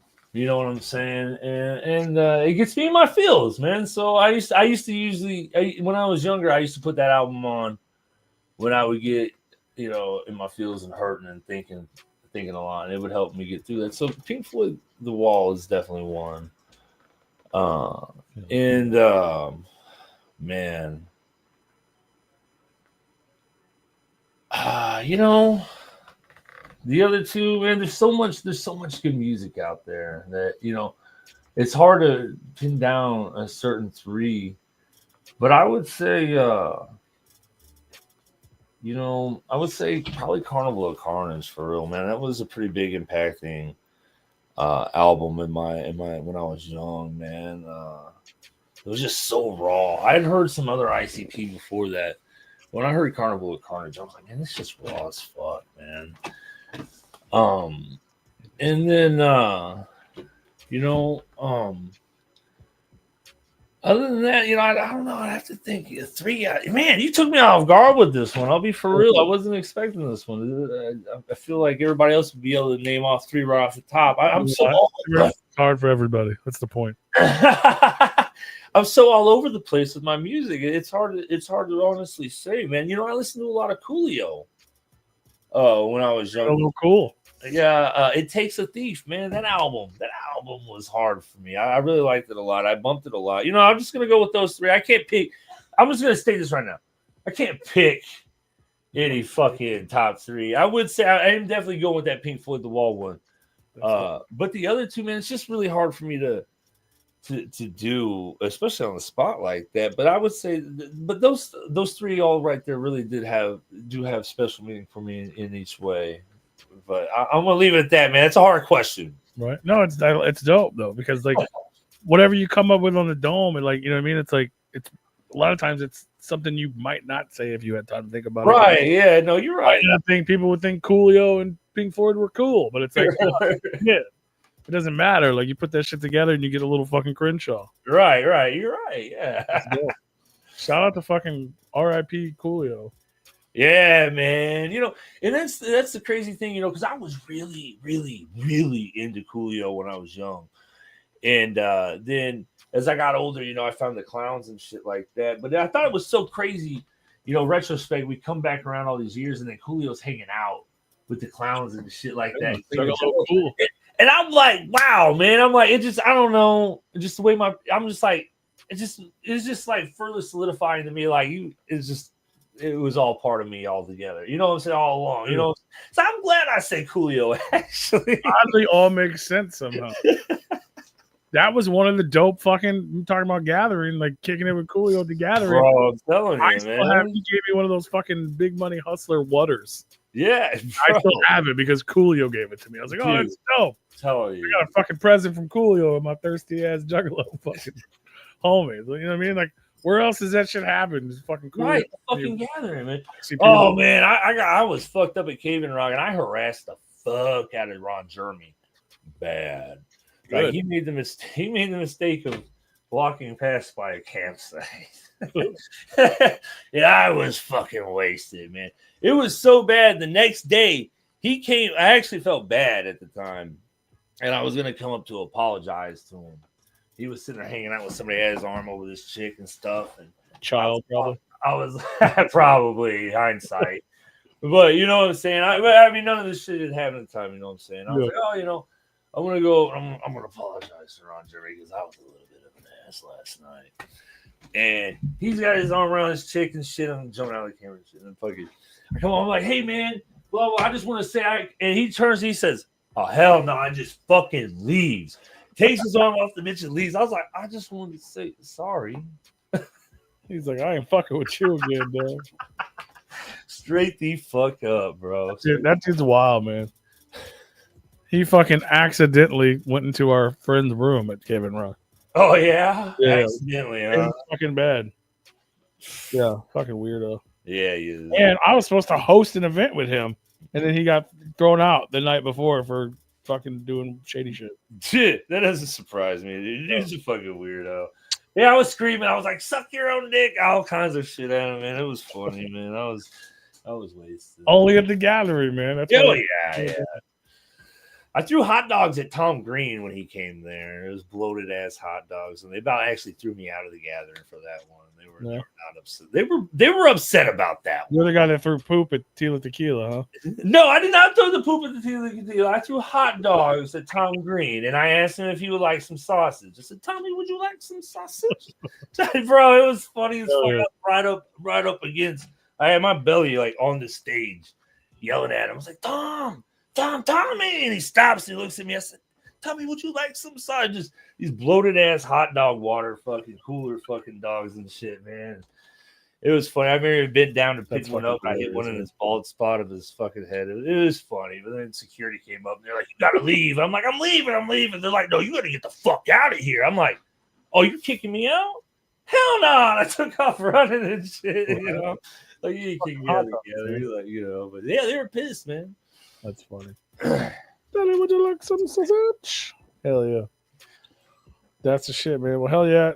Make sure you guys come out February 21st. KRENSHAW. Love you to death. Insane poetry. Fucking be there. Be square, yo.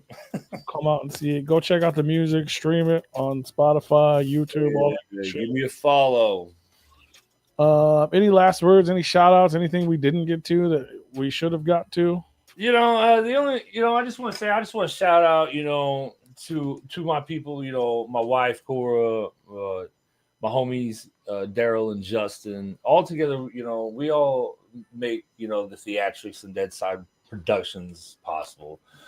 So I want to give a shout out to them, and I want to give a shout out to you guys for having me on. Actually, man, I'm very honored and thrilled and humbled that you guys reached out to me, man. I do appreciate you guys. And I want to give a shout out to all the people out there that's already been supporting me along this journey. All the people that has just found me and has been started to support me. I appreciate all y'all. And all, you know, and I want to give a shout out to all the people that I worked with now in the past, and all the people that I'm going to work with in the future. Future shout outs. So that's where I'm at. There's my shout outs. Don't forget all the ghosts that helped. Yeah, and a shout out to Alton, baby. Fuck yeah, man. Hell yeah, man. Well, we appreciate you hanging out with us, and it was a pleasure getting to know you a little bit more. And look forward to seeing you real soon, man. Awesome. Yeah, absolutely. It was a pleasure, and thank you very much, man. It's been a pleasure, absolutely. Hell yeah, brother. Much love, and we'll talk to you soon. Yeah, yep. Brother. Peace. Peace out. Peace. Boom. Hello. Yeah, I'm glad I approached them down in Springfield. Hell yeah. I talked to them, and glad we got them on the show. Fuck yeah. Good people. It was the shit, man. Go check it out. Go check them out. Follow them on social medias. Let them know we sent you. Show them the power of the dinosaur. And come hang out on the 21st in Godfrey, Illinois. Basically all. It's going to be dope. And IP's going to be there. Which is always a good time. Know what I mean? Mm-hmm. Fuck yeah. What else is going on? I ain't got shit. What else? I mean, the Super Bowl happened. The Super Bowl happened. That's what we were happened. going to talk about. Yeah. Shout out to the Super Bowl. Yeah. I think somebody won. I think the Eagles won. Pittsburgh Penguins or something like that. Yeah, the Penguins from Pittsburgh. Was that who you were rooting for, bro? Didn't even watch it. You didn't watch the Super Bowl? Went to the Super Bowl party, didn't even watch it. Really? Oh, well, you were at a Super Bowl party. So you went to a Super Bowl party. Was that a surprise? Yeah. Surprise! Was it a surprise Super Bowl party? No, I watched a little bit of it. I didn't watch the whole game. I didn't watch any of it. I really didn't watch it. I turned it on just to watch the halftime show, and that was it. I watched that the next day. Yeah. Because everybody was talking about it. And then I watched the updated trailer for Thunderbolts, which is the new Marvel movie that comes out. Yeah. That's all I watched. Yeah, I couldn't have given a shit less about the Super Bowl. I really didn't. There wasn't even any. I haven't even heard about it. Only commercials I heard anybody talk about was weird AI Tom Cruise, which I guess was in the beginning because that was like my whole feed was like, what the fuck was that? You gonna tell me that was Tom Cruise? Yeah. I don't know. Did you see any fresh commercials or any fun things that happened, Rue? I don't watch the shit for commercials. I used to watch it just for the commercials, but Yeah. Commercial breaks are usually going to get a drink or going to take a piss. so I used to do Super Bowl parties the opposite. Yeah, that's how I would go watch the commercials, and then when the game would start, I'd go fucking start drinking and dipping chips. And then they'd be like, all right, it's commercial. I'm like, fuck. All you gotta do is poke your head in and just, okay, they're still Hurry losing. back in. But yeah, I didn't really see much besides, the Kendrick. And then I saw Burt Kreischer buy $2,000 in raffle tickets. Okay. I seen a lot of people complaining about, I don't know, about plays or whatever. They show the pictures, but penalties actually got called, so I don't know what the fuck they're talking about. Were you rooting for KC or were you rooting for the other team? I kind of wanted to see Kansas City be the second team to three-peat. To get A lot of people think it's the first team to three-peat, but they'd actually been the second team to three-peat. Yeah, I heard that. Don't they still have time to be a dynasty though if they come back and win another one? Like how does that work? I mean, To be considered a dynasty, like championships, Super Bowl wins. I thought you had to win so many in a certain 5 or 6 year period No, to that be shit went out considered. the window. That shit went out the window a long time ago. I don't know. I didn't really give a shit who won. I already figured that the Chiefs would have won, so I was a little surprised when they didn't. I was actually very satisfied with the refs letting them fucking play. Because the past games that you watched the Chiefs in, they've been favored by the refs. More so than most, which happens, I guess. I don't know. I'm not going to take anything away from Mahomes. This dude he's playing a fucking game and he's drawing penalties and more power to him, but it is what it is. Yeah, I figured they would have three-peated. I figured it was right for the books, but apparently not. I didn't expect them to get their fucking asses spanked the way they fucking did either. According to the internet, they're already considered a NFL dynasty. Yeah. Okay. And it says there's only 5 of them. 5 dynasties. That's all I was saying. It was kind of a rare thing that you had to, I don't know the stipulations of what it was.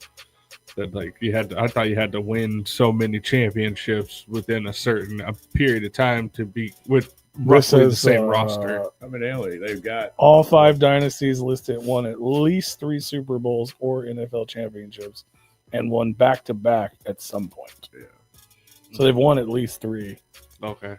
and at some point back-to-back. Yeah.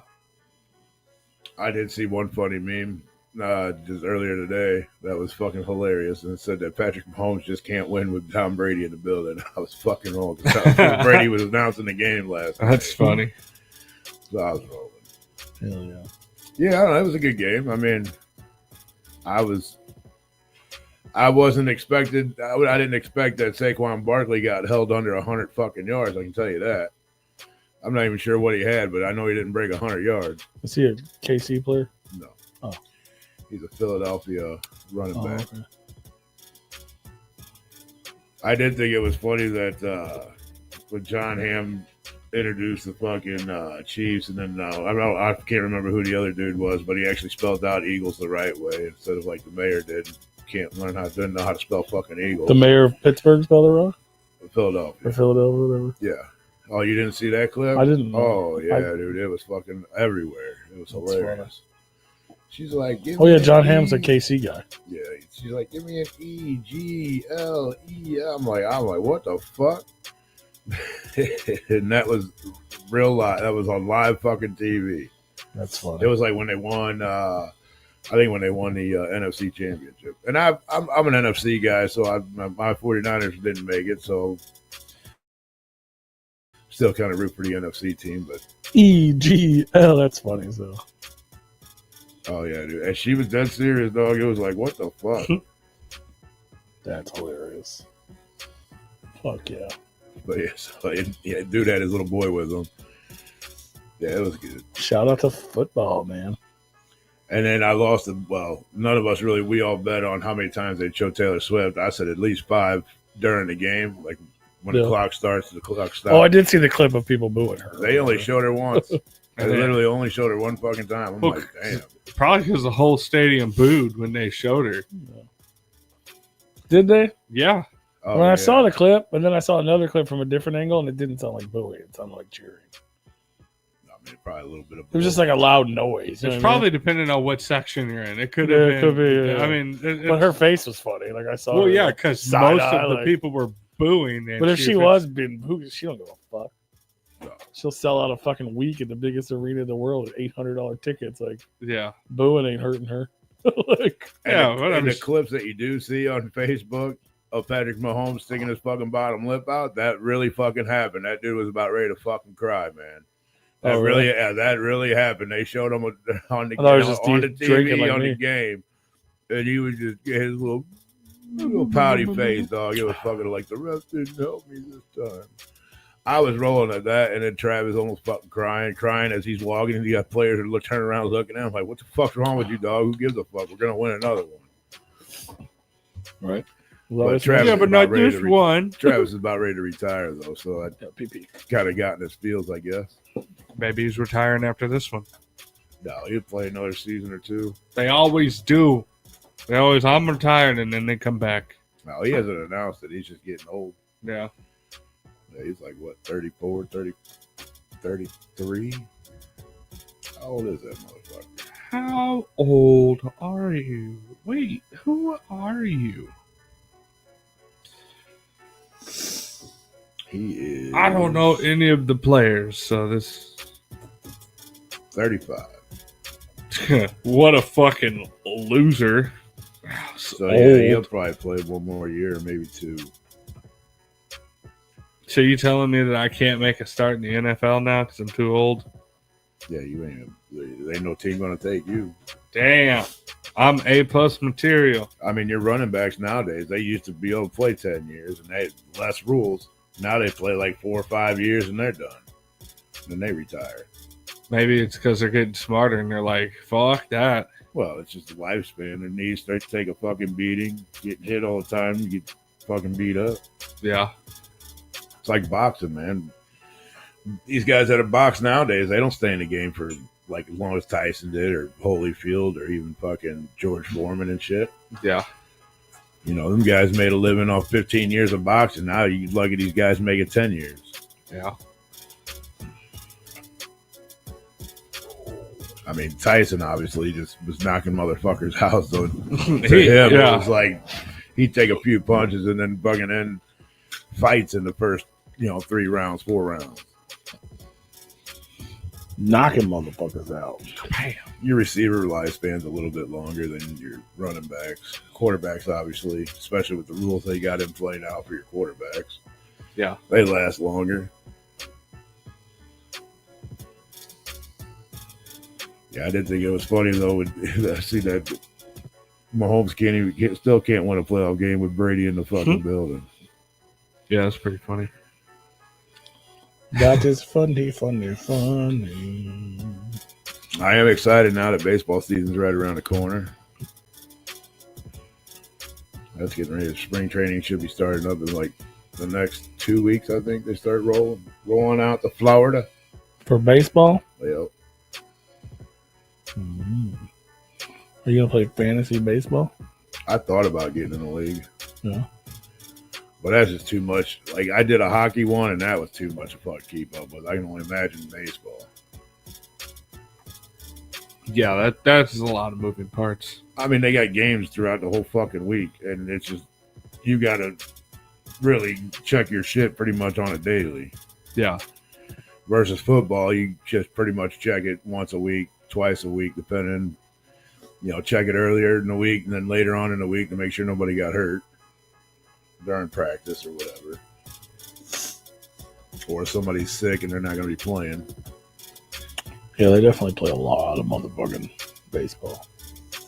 And I don't know, they're talking about how, like, next year, I guess the Super Bowl is going to get pushed back a week, so it's going to fall on, like, President's Day. So people will be already off on, some people will be off on Monday already. But they already have 18 weeks, but they're going to somehow add a fucking another bye week I don't know how true this is, but apparently this dude, he works for the insider. He's an insider NFL guy. He works for the NFL somewhere down the line, or his wife or somebody does. And was talking about how they're going to add it, which doesn't make any sense. You have 18 weeks, 1 bye week, 17 fucking games. You put 2 bye weeks in there, you're still only back down to 16 games. So why would you even add another bye week? You would have to add another week and make it a 19-week season. But I don't know how true that is or how that's going to work, because you already added it. Everybody gets a bye week. So Yeah. why would you give teams 2 week bye week? Two bye weeks. You know what? Fuck it. Why even play at all? You know. Well, that's a dumb question. No, I'm just saying. You know, it's like every other week. Just give them a bye week. They do play a lot. Ooh. Baseball. Just Oh in yeah, general. there's like fucking. They play like 3 games, 4 games a week sometimes. Or more. Yeah, it's fucking, Sometimes they play 2 in a day. it's fucking yeah, it's insane. It's like, Dude. why? When I used to work timeshare, dude, and we used to do Usually when fucking they make baseball, yeah, I was like, fuck, man. Usually when they make up games, that's when they play doubleheader. Yeah. But still, they do fucking them runs that are like fucking 4 or 5 games in a row. They got like 1 day off just to go to the next city and do another 4 or 5 games in a row. And then now they're And that's just one team. Yeah, now they're playing. I mean, they started last year, but now every team's going to be playing each other, and every team's going to be playing. Doesn't matter if you're American League or National League. They're all going to be playing each other at some point. Every team's going to play each team at least once. Is that right? Yeah. So like this year, I think the Cardinals actually go to the Yankees go to New York instead of the Yankees coming here, because I think they just came here. And then every year it's gonna flop like that. It's gonna be, if we go up there, they come here the following year, and then back and forth. Which would be cool because See teams you never got to see. yeah, some of the teams, like I'm a Mariners fan as well, a Cardinal fan as well, and so it'd be good to see like the Cardinals play the fucking Mariners, or even watching them play the fucking Orioles and shit. Like Oh, Canada! They should bring some of that Canada food with them. It's a protein. that. Yeah, the only Canada team is Toronto. That's it. The Maple Leafs. I mean, it's getting that way. Oh, And that's like, we didn't even talk about it last Monday. Last Sunday was the Pro Bowl, which is a fucking joke nowadays. It's fucking flag football. it's college, right? No. That's NFL. Pro Bowl. They had the Pro Bowl before the Super Bowl. What is which that like? stupid. It's just basically it's an all-star Like game. okay. We only So, care about the All-Star, Puppy Bowl. But that was super. Like 12 o'clock before Super Bowl started. The Puppy Bowl, Yeah, the Puppy Bowl. Yeah, that's like usually way early on in the Super day. Bowl. But the Lingerie Bowl, the Bud Light Bowl. yeah, the Pro Bowl, like it used to like mean something. So whoever would win the following season, they would play, like if the NFC won, it'd be an NFC stadium Yeah. that it would be played in. So it'd kind of give them home field advantage. Now it's just fucking flag football, basically the same thing, but they already announced that. I believe I just seen the Golden Gate Bridge, so I assume that it's in San Francisco next year, the Super Bowl. Yeah. Which will be cool. But it's just flag football, and it's just all they're doing out there is just fucking around. It doesn't even mean, to me, it don't mean nothing. It's fucking flag football. What Get is the fuck out of here. What does the All-Star game mean? It used to determine Like in Who would baseball, have- I'm saying. Like, what is it? what is baseball basically determines home field advantage. For the World Series. For the World Series, Okay. yeah. But the actual, but the guys, they're not like playing their hearts out. They're just. Oh, no, they do. In the baseball, they do. But at least in baseball, you're not going to get hurt like you would in football for a game that really doesn't mean anything, right? Yeah, but all the players are already done playing because their teams didn't make the Super Bowl. There's no teams that are in the Super Bowl get to play. No. So none of No, them are because fucking. Because they stay. Which is why it's not the All-Star Well, game, because because they the stay All-Stars healthy. are obviously going, Well, no, they still take the best players in the league, except for those. except for the teams that are the 2 teams that. Do they do anything fun? Well, like, they can play if they want, but Yeah, they the- probably don't do that. The owners are like, no, I don't know. you You ain't healthy gonna get for hurt in the that Super fucking Bowl. for sure. Do they do anything like All-Star Game, those World Series, or Like the home run derby. home run and shit. derby? Do they do like Oh fucking the yeah, dude. Actually, field goal derby or something? football actually. I don't know what the fuck I was gonna say there for a minute, but Go ahead and say it. football actually. They do a lot of challenges. Like they'll have the quarterback challenge. They'll have like a fucking tug of war while the game's going on. So they'll take like you earn points doing like these other challenges. But like it used to be. Oh, they have field day. Yeah, pretty much. Like yeah, and they'll have like Do they race some mascots? they'll have like Sack races. they'll do like quarterback challenge, which hit like throw targets, earn points and shit that way. Then they'll have like they used to do a field goal challenge. Not sure if they still do that. It's been a while since I've been able to sit down and watch like all the challenges. Usually they do them all on Saturday, but then they started throwing shit on Sunday during the game. So it used to be a 2-day process, which was badass. Just like the World Series when they have, or the All-Star Game for baseball when they do the home run derby. I wish they would do more. I wish they would have like the home run derby. I wish they would actually like have like a pitching challenge or something. Yeah.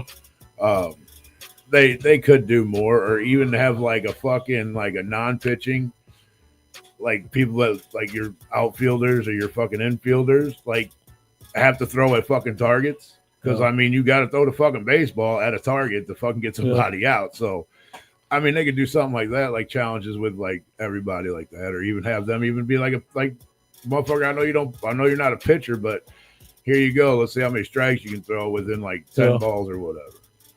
That just sounds like practice, though. Sure, but it's fun because like home run derby's fun because that's the most exciting part about baseball. Is but I think if they did more, but I guess if they made it, they can make it fun. Mm-hmm. If you put like or do a fucking dunk take, make that the fucking pitching contest. Yeah. Damn dunk take. Oh, seriously, like yeah. Do they do like a field goal derby in football? Not a derby. I feel like that would be. But that would be like the field. That'd be the equivalent, right? Wouldn't that be the equivalent of a home run derby? Well, they'd back up, like they would start it like the. Well, yeah. I don't know why I was thinking of the derby kind where you're on the roller skates, so you're just taking people out. That'd be dope too. They do a fucking roller derby. You gotta kick the ball before you get. Do a fucking football roller derby. I'm in. I'd watch that. You want me to watch sports? Give me the fucking. Pro roller derby. Yeah, but I want the people that aren't roller derby players to play with. Give me the quarterback roller derby. Yeah. You just have people getting hurt. Yeah, it's entertaining. It's about entertainment. That's why we love Jackass so much. Yeah. That's why Steve-O is fucking a legend. It's like the NHL, they do like the speed skate competition, like who fucking make a lap around the fastest. They do shot challenges and shot put. They do all kinds of shit. But football, they just kind of like, or baseball really only has the home run derby, and I feel like football is just trying to put the challenges in with the game. And I used to just like to be able to sit down on a Saturday, turn on the fucking challenges, and watch them. Yeah. And they do like dodgeball during the fucking game on Sunday. Okay. They'll do the tug of war. They'll do I don't know. One of y'all fucking stink. I've been smelling it the whole fucking show. I don't know what y'all farting or what. Oh no! Fuck. Oh, I smell none. That definitely wasn't me. I didn't do nothing. But they do like football needs to smell that now. Football needs to do more. Like there's just so much more. Like football just needs to take it and go back to the old days and let the game be a game on Sunday, and then have all the challenge and shit. Like they used to do the dodgeball on Saturdays, which was enjoyable. But now they only got it to like a one day event pretty much now. Mm-hmm. But they also do the Hall of Fame, like I guess not really I guess they do like the Hall of Fame / NFL awards on Friday or Saturday. So I guess they do still make it a whole weekend. It's just a family fun event. That's what's up, though. Get out there and enjoy your foosball, Bobby Boucher. Yeah, I'm actually excited for baseball now. Hopefully, Mazzelak's going to get the fuck out of there for the Cardinals. Is that a coach? No, it's a fucking GM. Oh. You don't like him? No, he's a piece of shit. And then Ali, hopefully this will be his last fucking season. Muhammad? Coach. Ali Mormal. Sounds delicious. No, he's a piece of shit. Sounds like an Indian dish. Yeah. A bowl of Ali Marble. That's a lot of the reasons why Holiday didn't come to be a coach. He was going to be like third base coach or something, a hitting coach or something. I forgot what he was going to be.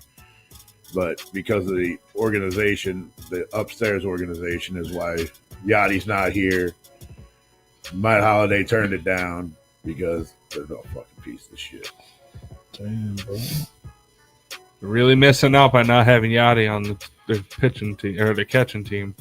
Yachty Ermelina? Yeah. Well, you got to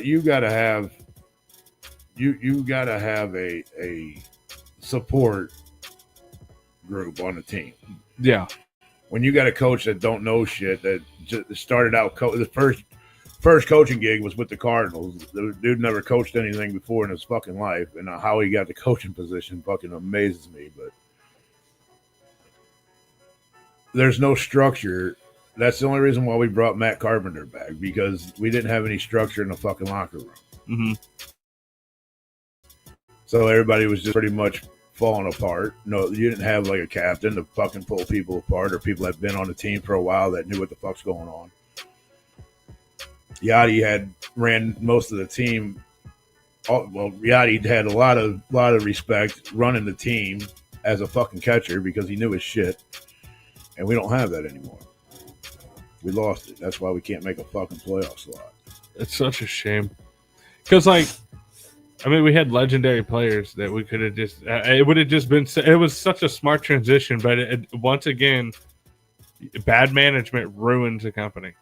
Well, sure, and then they're not even trying to spend money, and where they do spend money, they spend it on old-ass fucking players that nobody gives a fuck about. That's not going to help you win anything.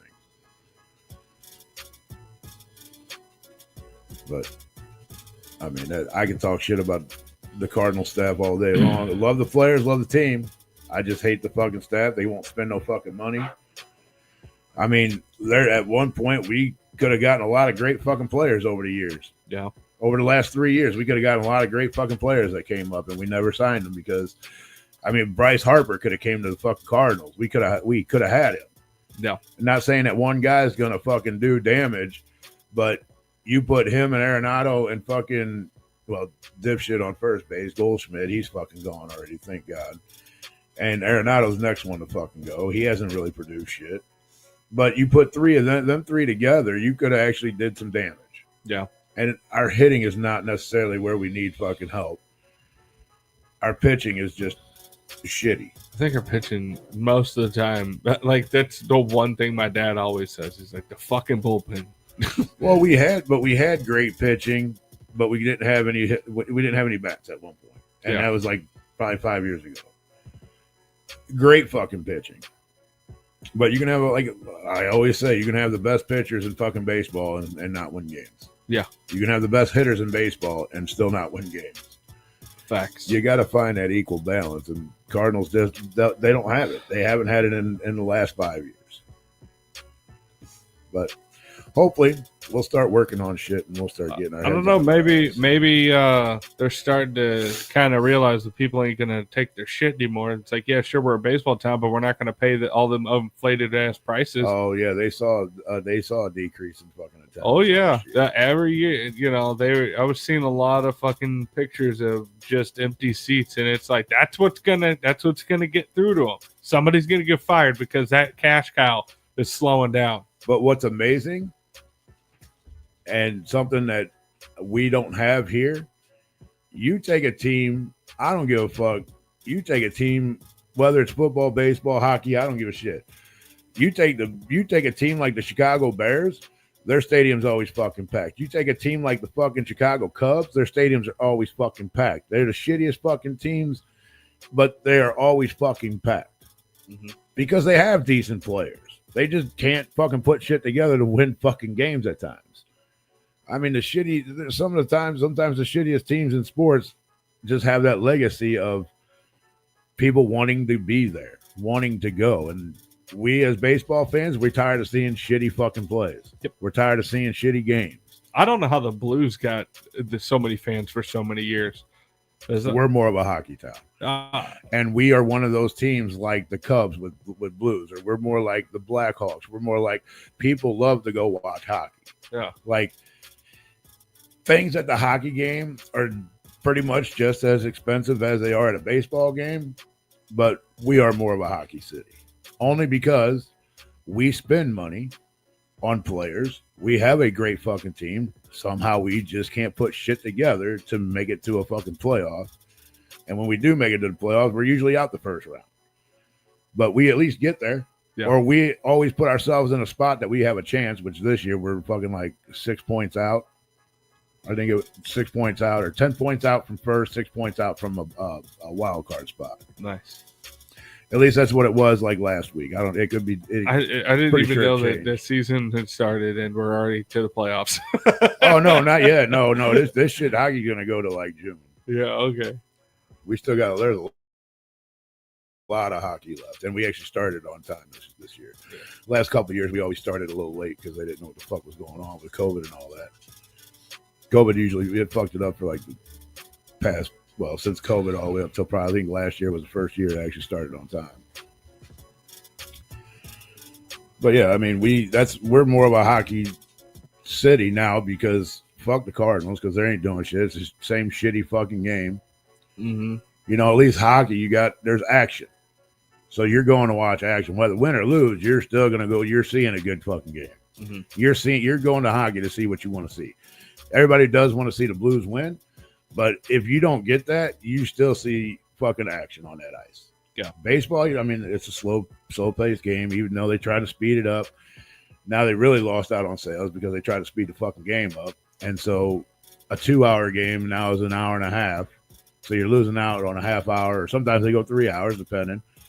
But now you're missing out on that extra time because now they got the pitch clock. They got I guess that's really all they got. The only thing that really did change, which is bullshit, a pitch clock. These pitchers ain't going to last long. Mm-hmm. That's why you're only seeing pitchers only pitch like 60 pitches, and then they fucking get them out of there. Pitchers used to go, sometimes they'll make it 80 pitches, but you used to see pitchers throw 100 pitches because they had that time frame that they could just like relax for a minute, let that arm rest a few before he throws the next pitch. But now you're timed. You get 20 seconds. Yeah, 20 seconds with nobody on base, 15 seconds with people on base. Fuck. Or vice versa. I can't remember what the fuck it is. Yeah, that doesn't seem exactly the best for a pitcher's arm. No. To just fucking machine gun him in there. Yeah. I understand wanting to speed the game up, but, like, I don't know. I mean, there is other ways you could probably speed the fucking game up than making a pitcher pitch the fucking ball faster. Yeah. Make it less innings. I don't know. I mean, you're pretty much already taking that away. Yeah, sure, we have 9 innings still, but in all reality, you're only seeing 7 innings of time-wise. You're only seeing 7 innings being played. Yeah. When it comes down to it, when you take that time away, it's pretty much, you figure 2 hours, you see 7 innings, or hour and a half, you're at 7 innings. So you're pretty much taking 2 innings out of the game, but you're still playing them. You know what I mean? Yeah. Like even the fucking Packers, that fucking stadium. I'm surprised Haymerle's not in here, or Heimerle. Sorry, I fucked that. I seen his little post earlier this week. I haven't seen it. Merle. Al, you know how to pronounce my last name is what he says. Oh. But like Green Bay, that stadium is always packed, and they can have losing fucking seasons, and it's still always packed because there's a fucking list to get in on the fucking season tickets, and they only have minimal fucking daily tickets to fucking go see them. Yeah. But it's fucking crazy because they're a football town.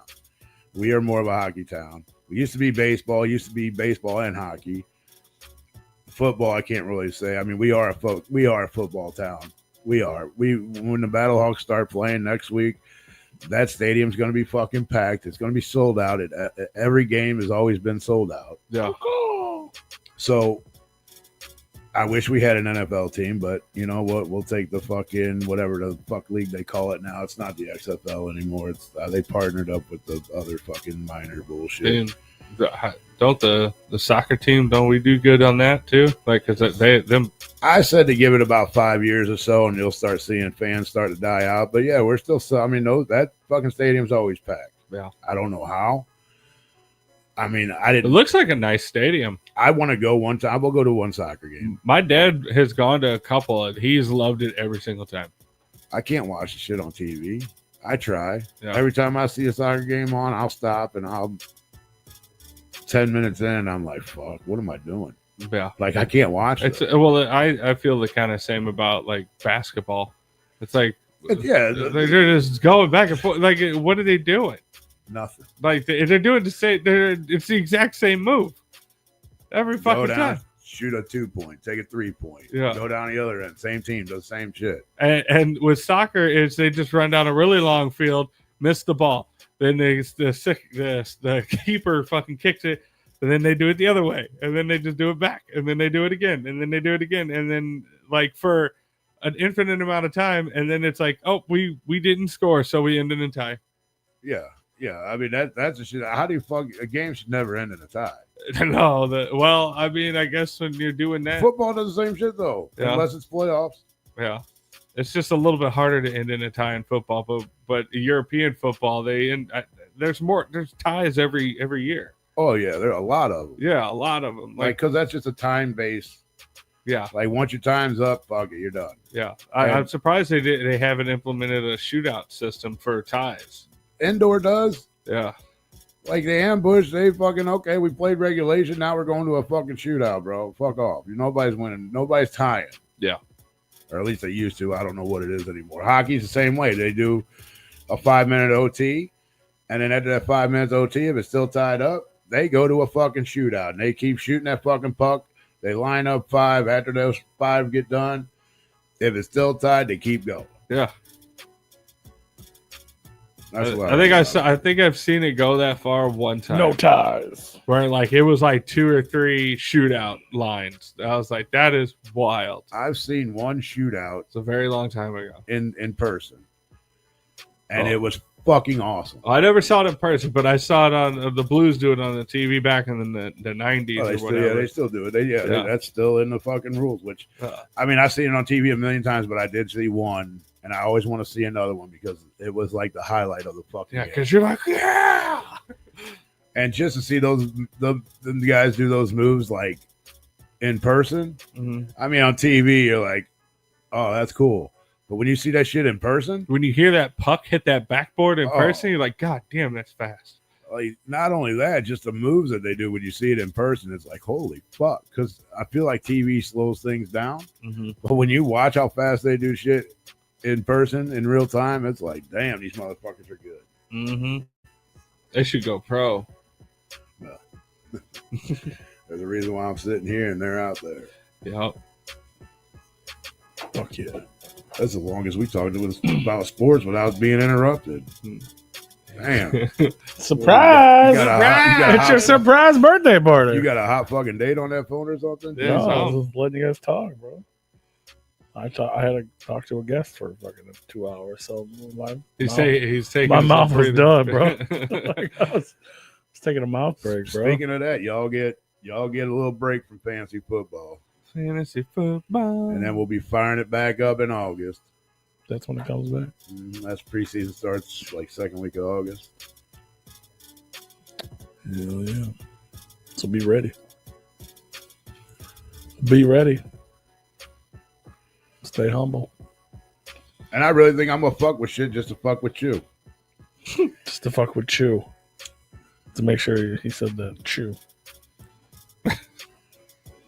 Shout out to Chew. He loves his shirt. I might have a fucking quarterback league where the fucking quarterback score fucking 100 fucking points in like 2 passes. Test me, motherfucker. For every fucking pass is 2 points. Every pass attempt is 2 points. If it's caught, it's 3. If it's dropped, it's -1. We're about to Hail Mary 6,000 points. Here we go. But before that, we'll see you at Astronomicon, Chew. And I'll remind you, I might be fucking with you. On He'll fantasy fuck with football. you at Astronomicon and remind you that you're going to get fucked with. Fucking remind ya.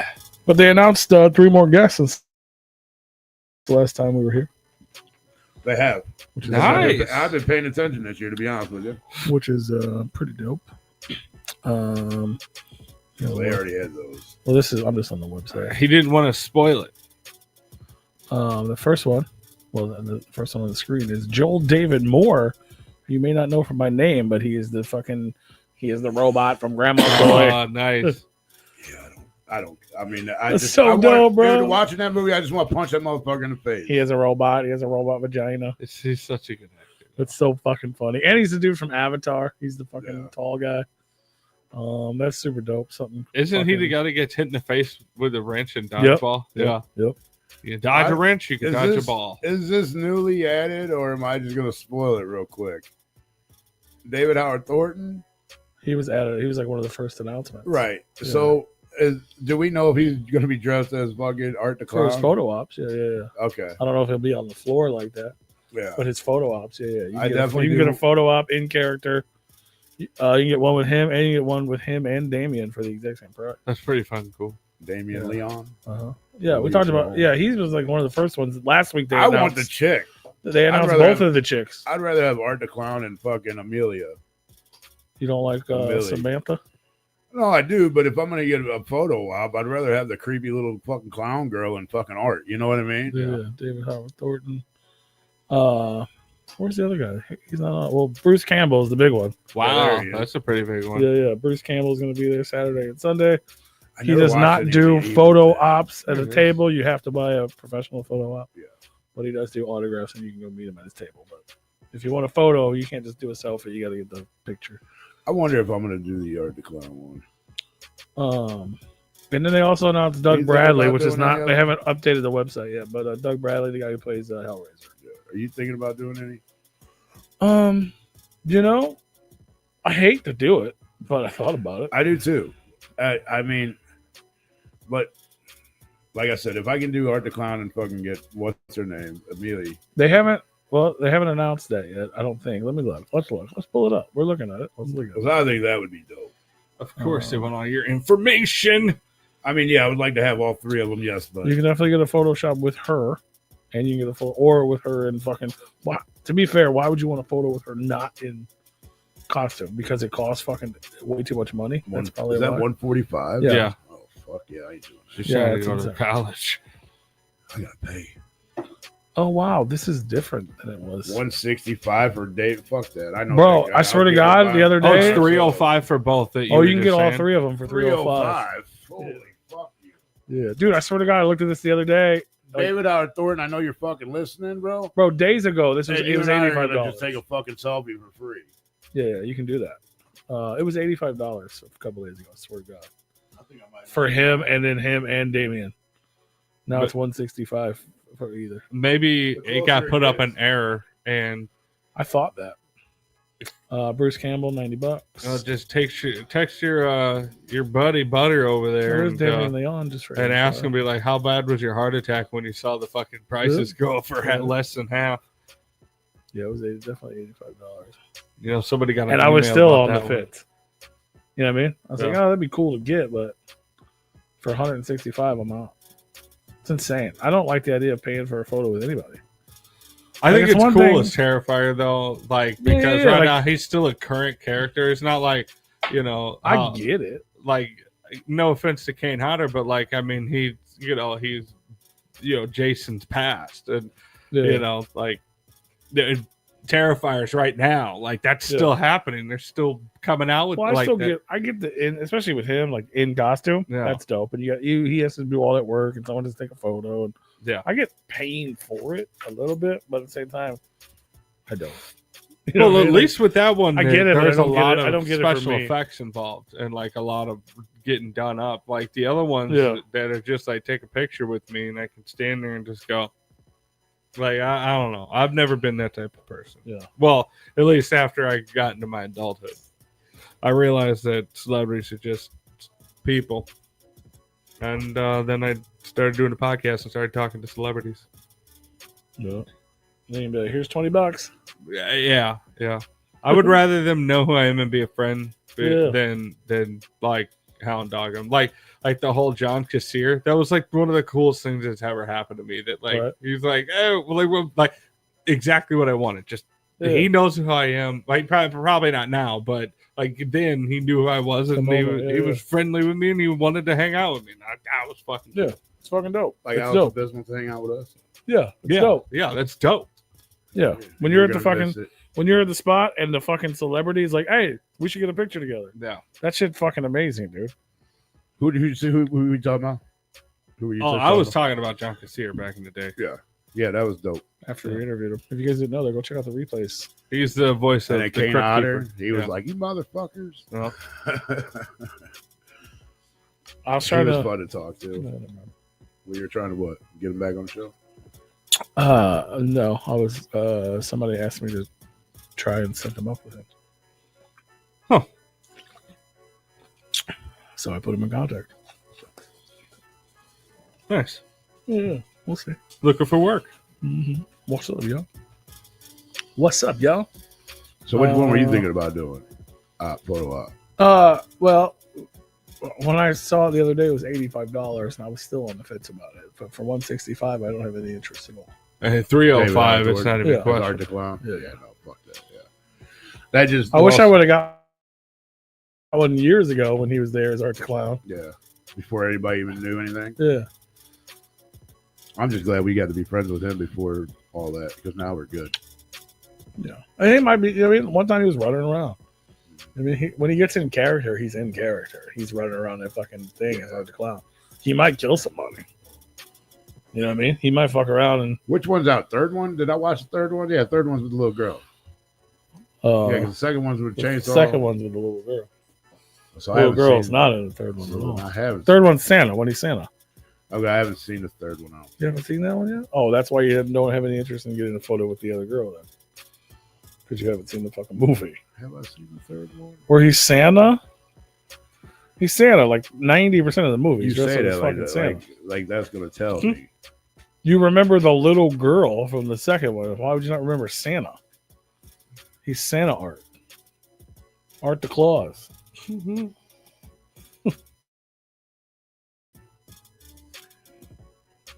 Terrifier 3, right? The first 5 minutes of the movie, he murders a child. Spoiler alert. This video is age restricted. Fuck, I don't. Oh, jeez. Cool, I want to see it anyways. What are you on YouTube, bro? No, well, I went to the fucking Google. Google it. Yeah, no, I haven't seen this one yet. Oh, you better go watch it, dog. What are you doing? Well, I've been waiting for it to be on one of my streaming services, and I keep forgetting about the app or the website. Oh yeah, I saw it in theaters and I watched it on the website. I wanted to see, But it should be on. It should be. You can buy it on fucking DVD. I think it's on one of them now. Yeah, no, I haven't seen I'll it. be watching it, dude. I'm like addicted to that website now. I like check it every day to see when new movies drop. It's like where I watch. A lot movies. of times they're still in the theater, and they still Sometimes, drop on there. occasionally. I'm like, huh? They've had a couple that were shitty though. Yeah, That didn't used to be. It was like an Motherfucker actual making a bootleg. snow angel in blood. That's fucking awesome. Yeah, dude. Yeah, that fucking 3's good. When's the fourth one coming out? I think they just finished writing it or something. But they announced. That's what we were talking about last week. The guy that's at Astronomicon who played Michael in Lost Boys is also in The new one? in 4. Good. He's a cast member in 4, which is dope. How cool! That's like All right, that's on my bucket. that's list. kind of like iconic, right? Like that's fucking Michael from the Lost Boys. Like Yeah, but these kids now. he's technically the main character in Lost Boys. Yeah, the blonde-headed dude. No, that's Kiefer Sutherland. He's the vampire, the guy they turned into Oh, a yeah, vampire, yeah, the brother, yeah, the yeah, older yeah, brother. yeah. But people don't know that. These kids don't know that movie anymore. Yes, they do. No, Yes, they do. Yes, they do. it ain't nothing like when we were kids growing up watching it. Movies like that are kind of like iconic, man. Like Lost Boys has became pretty fucking iconic. I think people in our genre, yeah, they watch it, I don't know but what that outside means. of that, like in the Juggalo world, underground world shit. Oh, And, Lost like- Boys is pretty mainstream. It's like you probably go buy a Lost I mean, I Boy. know it You is. can probably go to like Spencer's or Hot Topic in the mall right now and buy a Lost Boy shirt. Probably, but I don't think they. I mean, they're gonna buy it because it looks cool, not because they know what it is. You think every kid at age under Not 25 every, is but going to a know lot more than you think. 18 to 25? Maybe. I mean, there's a lot of movies that are not in that category from that time period that are probably just as dope or better. But that one's like iconic, like a fucking Labyrinth. I mean, when kids, when Like the Lost Boys could go on tour. Like the Labyrinth is playing at the factory with a fucking band and it's selling out. yeah, but when you got movies like Friday the 13th and kids nowadays, like age 25, was like, what the fuck is that? I'm like, huh? You don't know Friday the 13th? Nightmare on Elm Street? You don't know that? I guess he was in Terrifier 3, apparently. I don't. According to IMDb, but I don't remember that. I wouldn't be able to tell you. But he got announced as being in 4, so maybe he was like a backup character in 3 or something. Yeah. I honestly don't remember. I wasn't paying much attention. Oh, 7 years ago. Man, he really hasn't done a whole lot. 7 years ago. Him fighting that dinosaur. Oh, nice. Yeah. 7 years ago. The Marshmallow Man getting beat up by our dinosaur. The Marshmallow Man. or Man. vice versa. If I turn it, is it going to change? But yeah, I'm pretty hyped for Astro this year. There's a lot of dope people there. Maybe I'll actually meet one of them. How didn't that video make it big? It did. It went viral. Somebody else posted and did give us credit for it, and it went viral. Yeah, the Detroit Dino or some shit. Yeah, like it went like super viral. Also, that House of Crazy show got announced last week. We didn't talk about it. It is going down. It is the night they killed Denver, going down to the Roxy in Denver, Colorado, with special guests James Garcia and Scum. That's going down March 15th. You can buy tickets right now. They're going fast. And speaking of fucking weekends, you can make a whole weekend out of it, which I thought about doing, but going to fucking Colorado is expensive, as a lot of you might know. But the night before at the Roxy, for the first time ever, maybe the only time ever, we got the Smokers Only show, Monoxide Solo show, with special guest the ROC. Oh, nice. So that's going down Friday, March 14th, and That'll be the HOK fun. show is the 15th. Why isn't this at Astronomicon? Can we get something? They new? haven't announced what they're doing at Astro yet, so that's what people keep commenting. Like, can we get an HOK show? Are we going to get a VIP party? I mean, if you buy a VIP ticket, Where's the VIP party held? Is it at the venue? I don't know. What does the website say? Does the website say that? I don't know. They do have Bruce Campbell VIP tickets available now as well. Bruce I don't even know. Campbell. Huh? Evil Dead. Oh, yeah. You ever I just- never watched any of the Evil Dead. Oh, you're missing out, dude. You'd love them. I feel like you would love them. I'm not a zombie movie It's- watching guy. There's no. you zombies. love B movies, and these are like the best B movies. Yeah, ever. these are like These are top the tier. reasons you get to watch the terrible shit you watch now, because those movies were so popular. He gets his boom. I hate those movies, but I love Evil Dead. They're fun. They're fun. They're fun. I'll give him a shot. He gets his fucking boomstick, bro. That's the third one. That's Army of Darkness, which Yeah, is still. all. That one is like super cheesy, over the top, awesome, funny as hell. You should definitely watch it. I mean, not like funny as hell, but like it's a good shitty watch. I love that movie. Oh, bro, I just seen this. You didn't get to watch any of the commercials, so you didn't see Seal as a seal. Oh, I did see that commercial. Oh my god, I did see that. So I saw that somewhere. It was before the Super Bowl. I saw it before the Super Bowl. That The shit- Mountain Dew. I was like, how much? That did shit y'all, fucked bro? me up. Oh, hell I was like, how much money did Mountain Dew pay that man to become a fucking seal? That had to be a lot. He's That had to be a singing lot. fucking Kiss From Her. Oh my god, have you seen it? no. Oh, bro, it's they so had to funny. have paid him a lot, because I there's totally no way forgot he'd have about been that. like, "Fuck yeah, let me do that for like 100,000." Yeah, it's just wild. No, you paid that man probably $10 million to fucking, or at least. So the verbiage on astronomicon.com says access to the exclusive VIP Friday event, and then it says ticket to Saturday's off-site concert. So it does not say VIP off-site, but it does say the VIP event, not VIP concert. So I don't know what that means.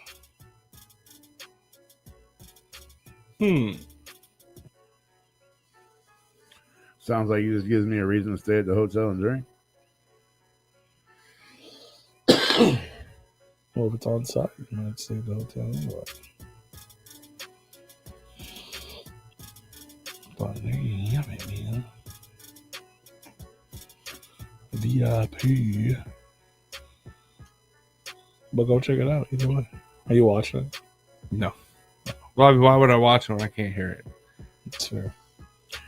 I don't think this is true. The Super Bowl lost 1.3 million viewers after Kendrick Lamar finished his halftime show. That's probably true. You think? Like a bunch of people tuned in just to watch that. How many did it gain, though? That's the impression. How many people, you know what I'm saying? I feel like it would say that. No, it makes you click it so because it sounds bad. It sounds like he did something bad. It's just a meme out there. Oh. So I guess some people comment because it was 24-0 at halftime.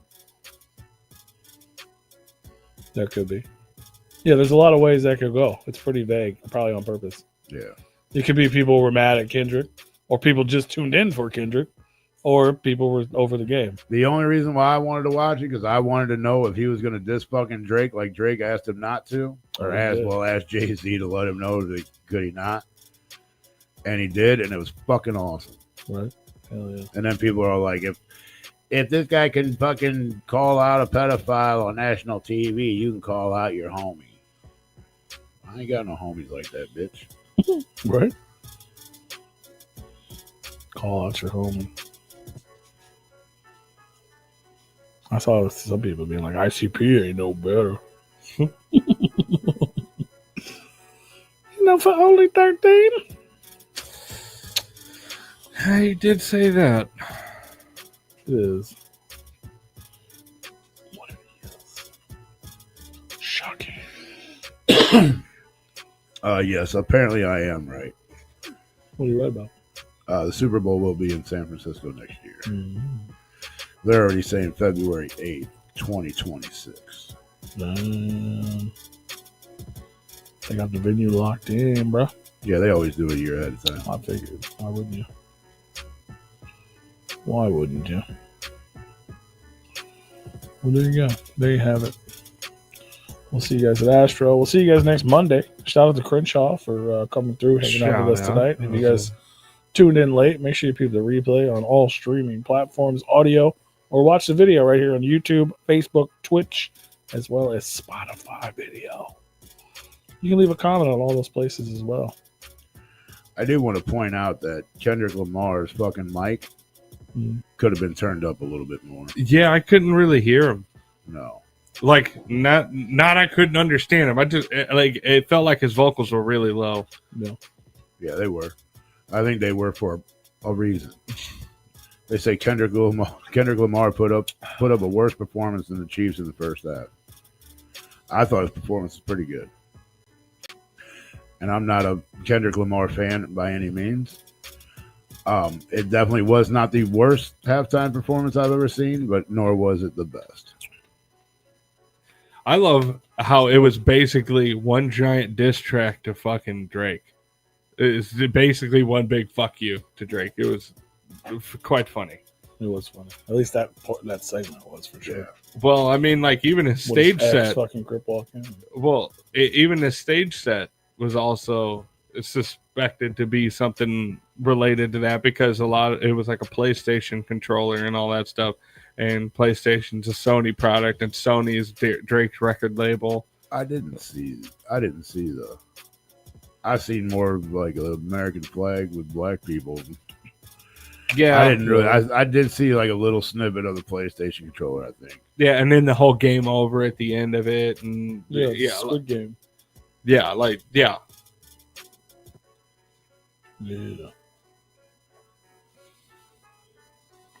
Who was that dude? I don't know. I was asking that. I was like, are we supposed to know who this guy is? What dude? The dude that came out at the end with the football and was dancing It with was him. like his brother. You know that, or you just made that up? I would assume it was his brother because he didn't rap, he didn't do nothing but dance. I thought maybe it was his kid or something. Yeah, I did. Maybe that too. I don't know. That's a big dude. But that chick, SZA? No, that was not her. She's from St. Louis, you know. That was like a Z. What was it? ZM. What was that? I thought the same thing, but then from what I've seen, it was a different name. It was a different SZA? I'm pretty sure it's because SZA. SZA is SZA. I think. Maybe, yeah, okay. I just seen the fucking. Yeah, it's a stupid initials. fucking Yeah. spelled name. No, But not fucking Samuel Jackson. But Who she's was from the Saint- fucking guy? I don't she's know. from St. Louis. She was actually really good. Yeah. I don't know shit about her, but she was actually. Yeah, she's going got on a tour great with voice. Kendrick now. Well, that's probably why he had her on there. Well, yeah. But I know it wasn't because of her performance. They just recently announced they were going on tour. They're coming to St. Louis. Serena Williams. Okay, I knew that already. Who was the fucking kid? I don't know. Who was the dude?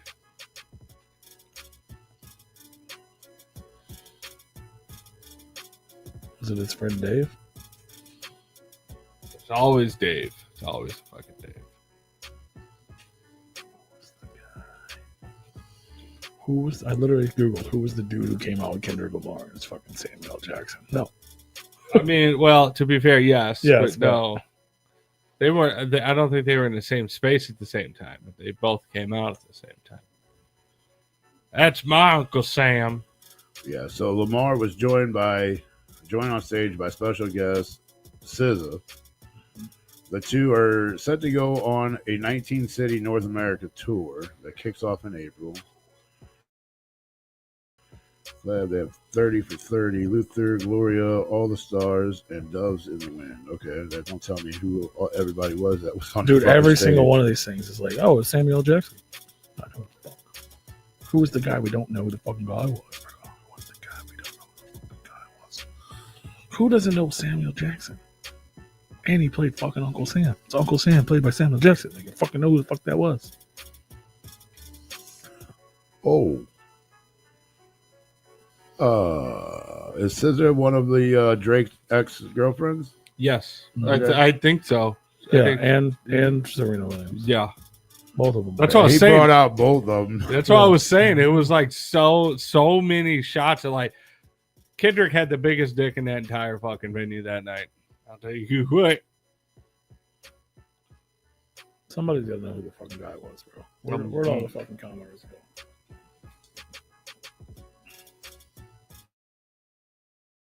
Come on, man. Who's the guy nobody knew with Kendrick Lamar at the Super Bowl? Jesus Christ. Not Samuel Jackson. We all know who Samuel Jackson is.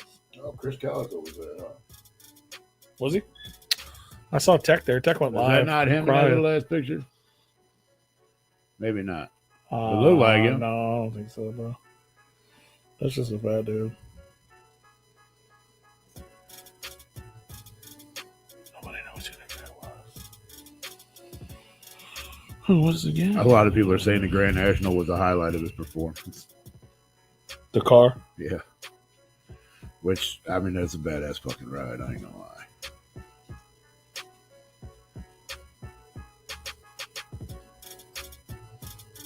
Mm-hmm. Yeah, Tech was there. You know, he went live walking out of there, fucking sad.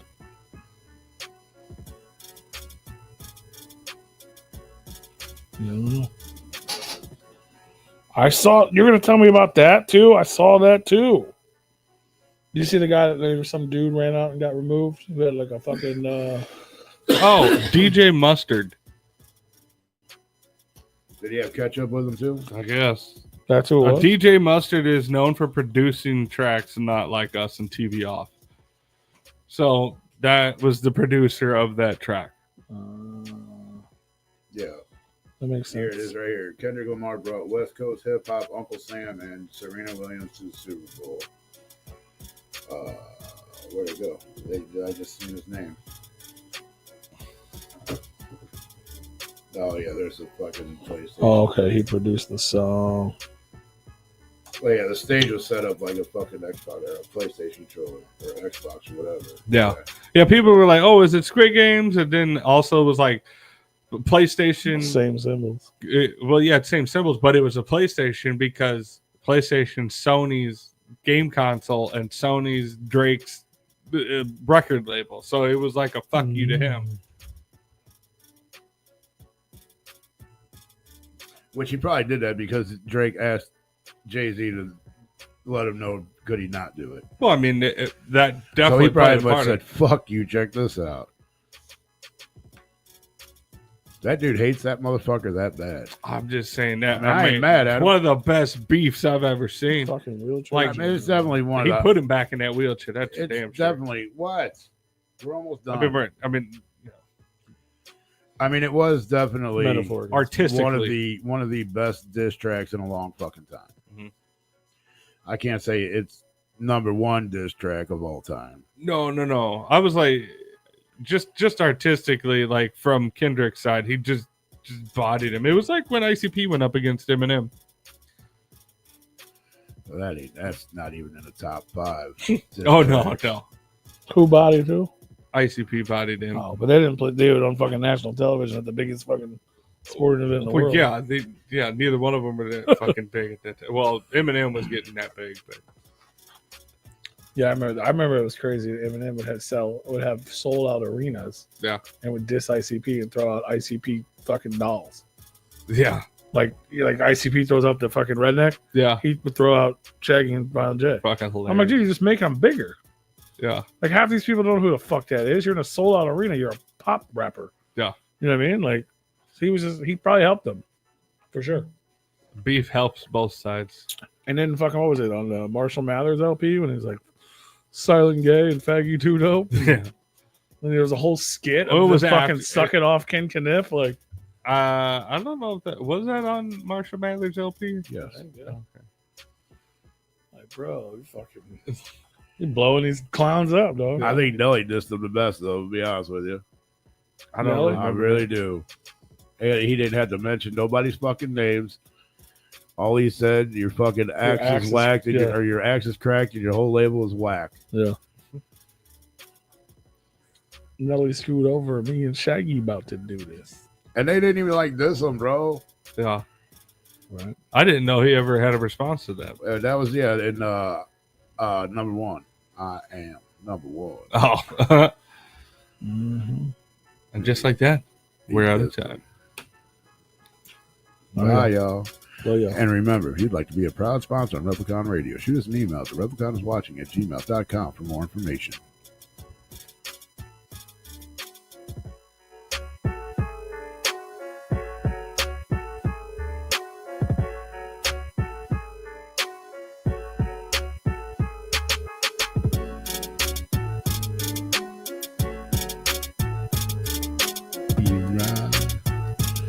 Say this will be the day that I die.